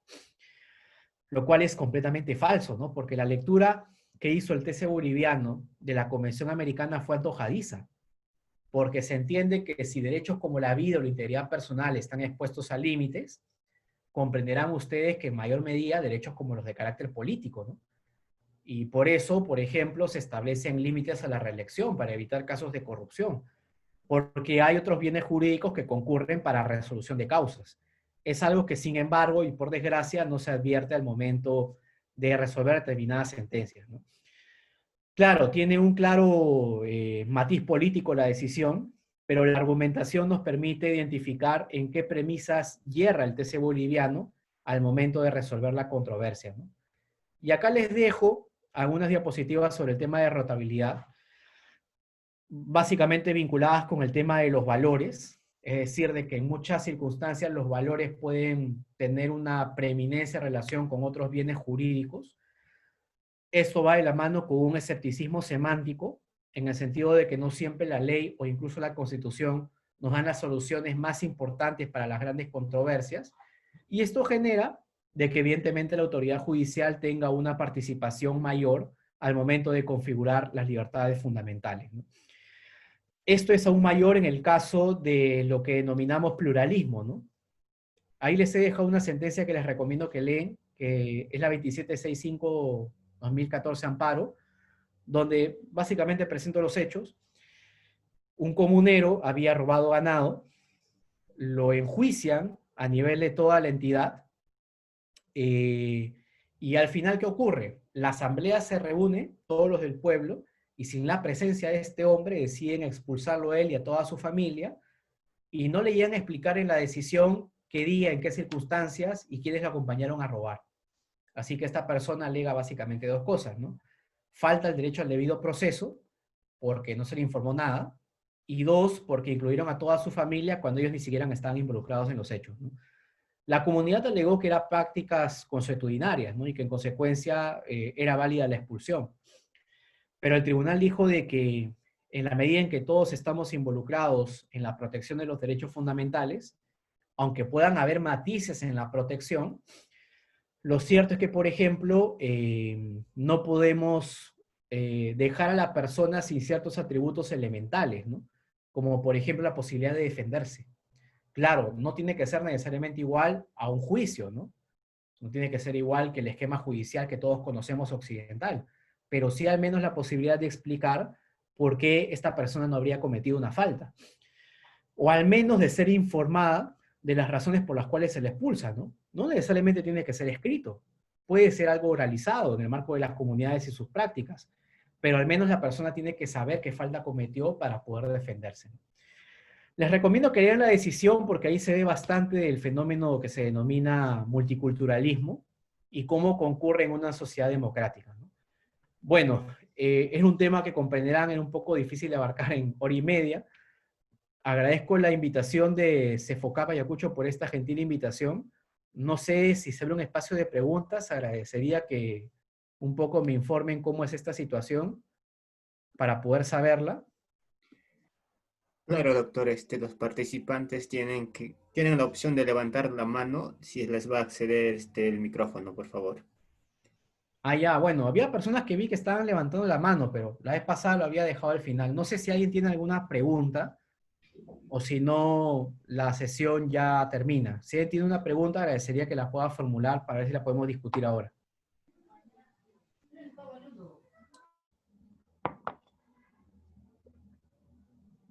¿Todo bien? ¿Todo está en orden?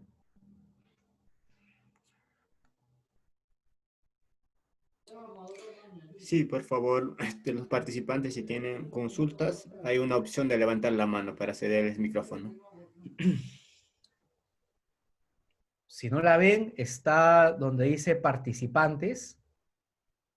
Ahí pueden poner la opción levantar la mano. O no sé si por ahí en el chat han habido algunas preguntas.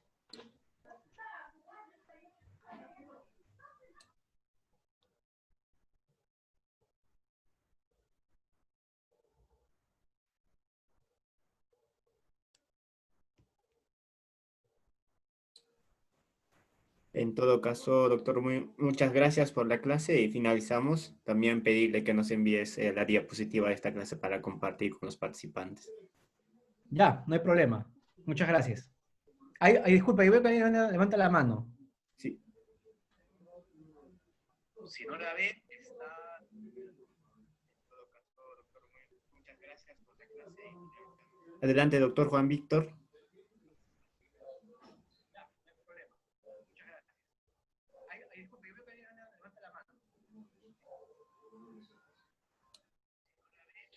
Yo estoy viendo en el chat, Juan Víctor Borges, ¿tienes alguna pregunta? Le pueden habilitar el micro, creo. Sí, doctor.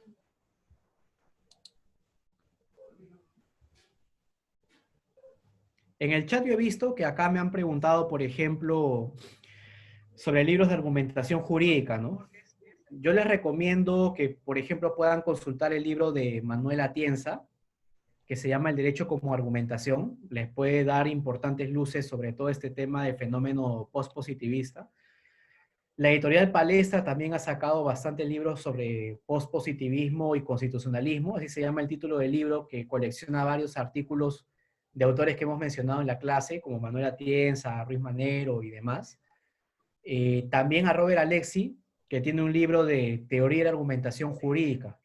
También les recomiendo que lo puedan leer porque desarrolla algo que también es muy importante, que por temas de tiempo tampoco pude mencionar, que es el tema de las falacias en la argumentación, ¿no? Creo que con esos 3 textos ya tienen un material bastante importante. Igual les recomiendo que vean el buscador Dialnet en Google, entren al buscador y ahí googleen porque toda la información que rebote de ese buscador son de revistas indexadas. Así de que van a encontrar revistas especializadas en algunas materias sobre estos temas, por ejemplo, de argumentación que les pueden servir. Les recomiendo también que vean todos los números de la revista Doxa o revista de filosofía del derecho que también está en internet, que también los puede ayudar en esta clase de temas. Creo que ahí, básicamente, ¿no? Creo que nuestro amigo Borges no ha reactivado su audio, no sé si es porque no, si por ahí ha tenido un problema técnico, pero bueno, si no, en todo caso, lo vamos por cerrado ahí, ¿no? Sí, disculpe, ¿se escucha? Sí, Juan, ahora sí te escucho. Perfectamente, justamente, muy buenas tardes, no tenía la posibilidad de vender el micro. Bueno, entonces yo tenía la siguiente pregunta. La ponderación de derechos en cuanto a la Constitución, ¿puede haber una especie de quiebre lógico por el tema de que en un sistema de origen, perdón, un sistema ajeno al nuestro, como es el continental, pueda en una ponderación de derechos preferir uno y aquí en nuestro sistema continental preferir otro? ¿Eso a qué obedece? ¿Obedece a una ponderación valorativa o a una ponderación distinta? Muchas gracias por tu pregunta. Puede ser objeto hasta de un libro, Juan. Yo recuerdo que tuve una sesión una vez, una clase con el profesor Juan Portocarrero Quispe.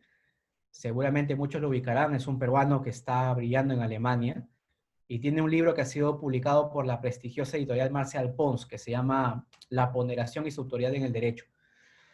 Y yo le hice una pregunta justamente a propósito de esto, ¿no? Lo mismo que tú dices, el tema de los valores y su relativización, ¿no? Porque aquí hay discusiones muy interesantes de por medio, ¿no? Te pongo un caso.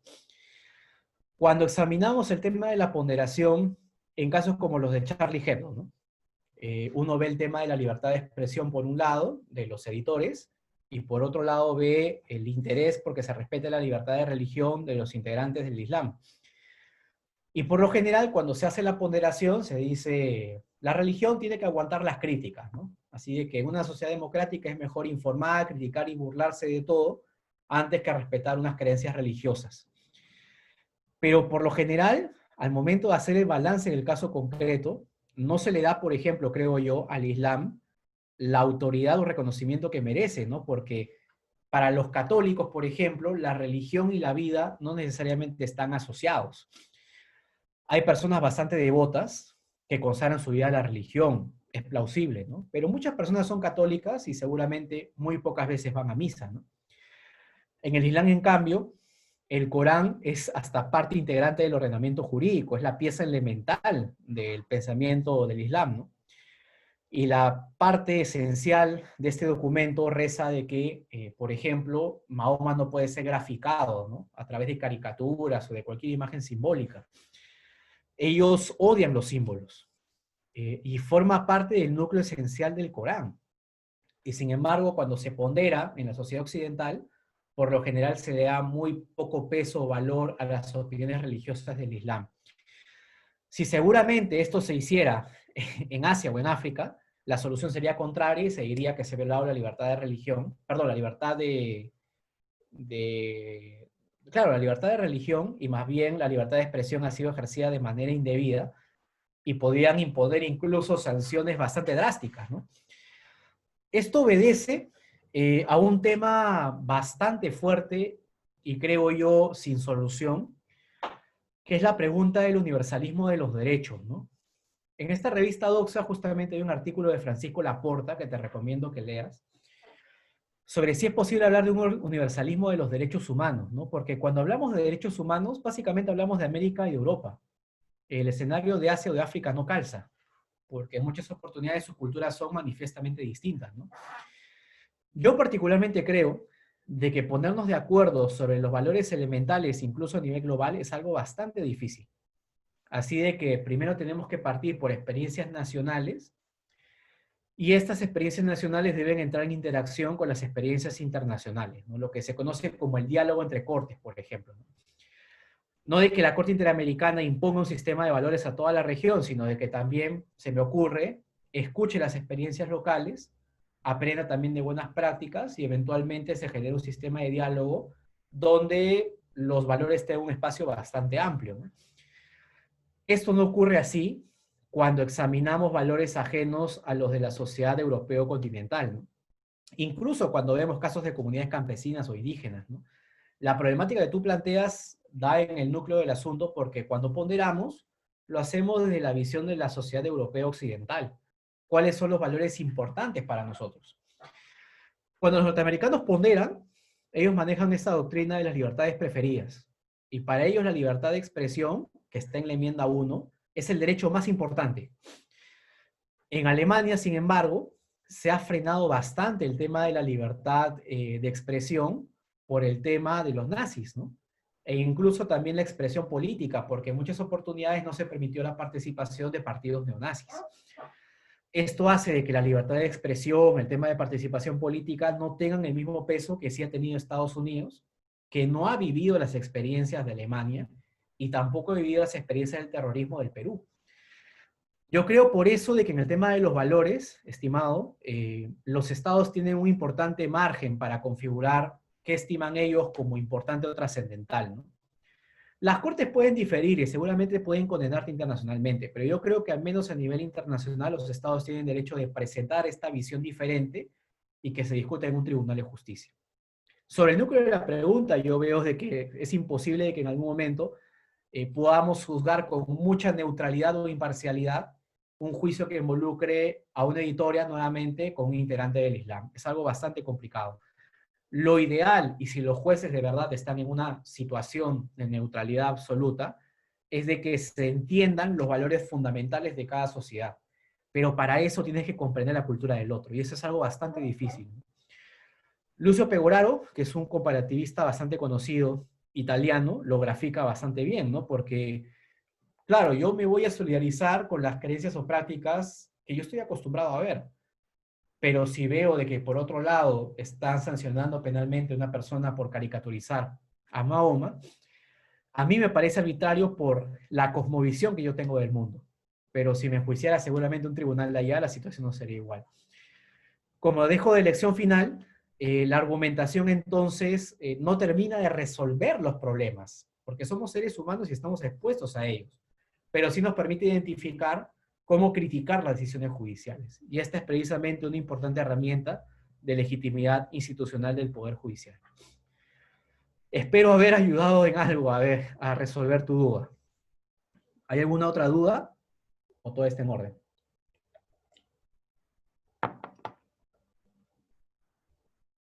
Luis, ¿puedes activar tu micro, por favor? Sí, doctor. Buenas noches, doctor. ¿Qué De tal? antemano agradecerle por su brillante exposición. Doctor, yo Muchas quería gracias. aprovechar sus dotados conocimientos en materia constitucional para hacerle una pequeña pregunta. Mire, en lo que respecta ahora, doctor, que la cuarentena se ha prolongado en cuarentena focalizada, que lo han extendido, ¿no? En este caso, en mi jurisdicción, se va hasta el 31 de agosto. Pero doctor, el tema es de que este aislamiento es en la noche, de 8 de la noche a 4 de la mañana. Sin embargo, doctor, el Poder Judicial nuevamente está suspendiendo sus plazos en esta jurisdicción donde yo me encuentro, ¿no? Doctor, se puede presentar alguna acción de inconstitucionalidad respecto a esa resolución del Poder Judicial porque está atentando contra el derecho al trabajo, a la administración de justicia? Porque, mire, se viene haciendo el trabajo remoto de forma normal. Además, no está, las audiencias no se están llevando de forma pública, de forma presencial. Todo es remoto, porque así se estaba haciendo cuando se levantó del 17 de este mes, que se levantó hasta el 26, todo estaba normal. Y los litigantes somos los más golpeados, doctor, y la ciudadanía en general. Bueno, para el trabajador del Estado, pues es bien, gracias, porque de todas maneras su sueldo está seguro. Pero el detalle está en la comunidad que litigamos, ¿no? Y la ciudadanía en general. ¿Podría caber, doctor, ahí alguna acción que se pueda emprender en ese sentido? Le agradezco mucho, doctor. Sí, mire, a ver, bueno, es una pregunta muy compleja, ¿no? Procesalmente hablando, debemos tener primero la idea clara de que los estados de emergencia no son inimpugnables por sí mismos, ¿no? En muchas oportunidades siempre se desliza esta idea de que los derechos son suspendidos en estado de emergencia, ¿no? Lo cual no es técnicamente cierto, los derechos están ahí siempre, ¿no? Y tanto es así de que, por ejemplo, yo puedo presentar demandas constitucionales respecto inclusive de derechos que han sido suspendidos. Así es que, por ejemplo, si el Poder Judicial o un decreto supremo del Ejecutivo dispone la suspensión de alguna actividad que involucre un derecho fundamental, yo tengo expedito una vía procesal para reclamar, independientemente de que este derecho haya sido suspendido por un decreto supremo. O sea, primer punto, dejar claro, ¿no? El Estado constitucional no tiene zonas exentas de control y los tribunales que tienen naturaleza constitucional pueden entrar a controlar estos actos. Primer tema. Segundo tema, a nivel procesal. Uno tendría que ver a detalle en qué fuente del derecho está regulada esta resolución del Poder Judicial, pero podría ser una acción popular si es que se quiere cuestionar los efectos generales de la decisión del Poder Judicial, ¿no? Y básicamente alegando vulneraciones potenciales al acceso a la justicia, ¿no? Y también sostener cómo el letargo del proceso puede involucrar en situaciones particulares. Otra que yo recomiendo, que podría ser mucho más expedita, es el proceso de amparo, que de una u otra manera critique la dilación judicial para la resolución de controversias, ¿no? Donde básicamente se solicite en el petitorio de que se pueda realizar un acto concreto, ¿no? Ahora, le soy sincero, es muy difícil de que a nivel del Poder Judicial este amparo lo acepten, pero sería importante que el tribunal dijera algo sobre esta clase de situaciones, ¿no? Porque el TC, por ejemplo, que tiene una carga mucho mayor a nivel nacional, está trabajando remotamente y celebrando audiencias públicas, ¿no? Hay audiencia de sala, audiencia de pleno, dentro de una semana se va a ver algunas demandas de inconstitucionalidad contra los decretos de urgencia del gobierno en materia de toda la situación de emergencia que se ha generado, y se ve que pueden laborar con normalidad, ¿no? Yo entiendo completamente los litigantes que tienen estos problemas. Habría que ver las razones que invoca el Poder Judicial, porque si por ahí son temas de faltas de recursos técnicos para implementar el trabajo remoto, no puedes implementar el sistema de audiencias virtuales porque perturban el desarrollo del proceso, puede que tengan una pequeña razón a favor, porque yo también he visto en otros eventos de que algunos litigantes incluso dicen que mejor no se haga, porque el cuestionamiento de ellos es de que la audiencia se desarrolla de manera pésima, ¿no? Y eso más bien termina perjudicando más que favoreciendo a sus clientes. Así es que si el Poder Judicial demostrara con argumentos técnicos la imposibilidad de desarrollar su labor, puede que tengan un punto a favor fuerte, ¿no? Pero lo importante es que lo demuestren, ¿no? Y si eventualmente eso no lo comprueban, a través de una demanda podría solicitarse una posible afectación de la protección judicial, ¿no?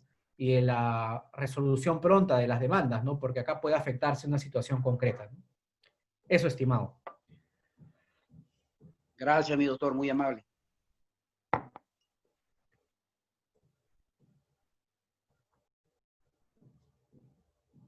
¿Eso es todo? ¿O alguna persona también desea intervenir?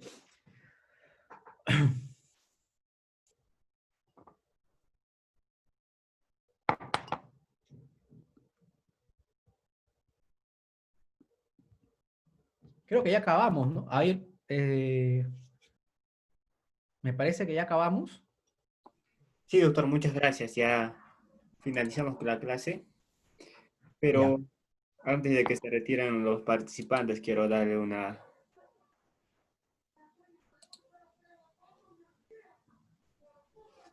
una explicación. Estimados participantes, para informarles la mecánica de las clases, nosotros subimos cada clase al aula virtual de Cefocap. Para ello, lo único que tienen que hacer es ingresar al explorador y escribir cefocap.com. Y les va a redirigir a la página web de Cefocap.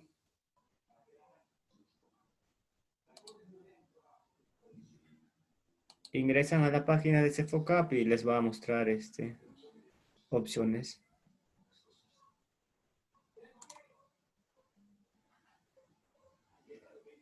Por favor, hay que esperar que cargue.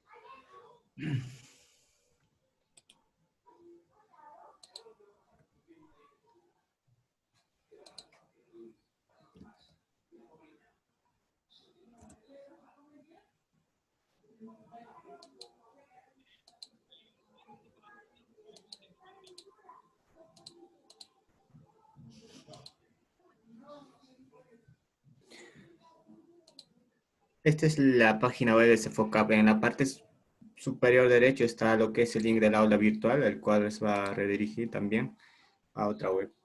Para acceder a todos los participantes, al momento de registrarse se les ha dado este link. Lo único que tienen que hacer es ingresar con su número de DNI, en ambos casos usuario y contraseña.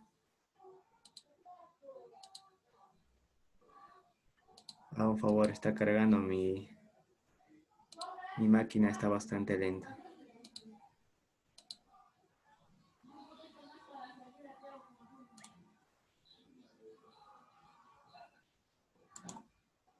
Esta es la web de Cefocap. Lo único que tienen que hacer es ingresar, como les dije, su número de DNI y les va a mostrar la lista completa de sus cursos inscritos. Dentro de eso les va a aparecer la lista, entonces ingresan, les va a aparecer también la opción de sesiones, clase en vivo, grupo WhatsApp. En sesiones se va a subir lo que es las clases, el video y la diapositiva.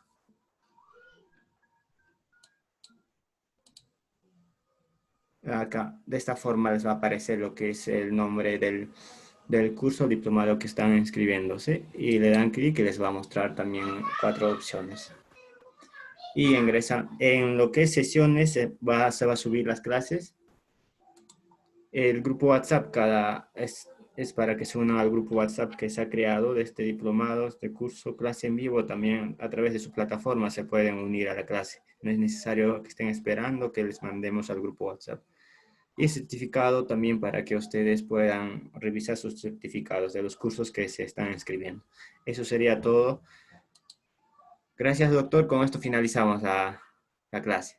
Ya, gracias a ustedes por la invitación.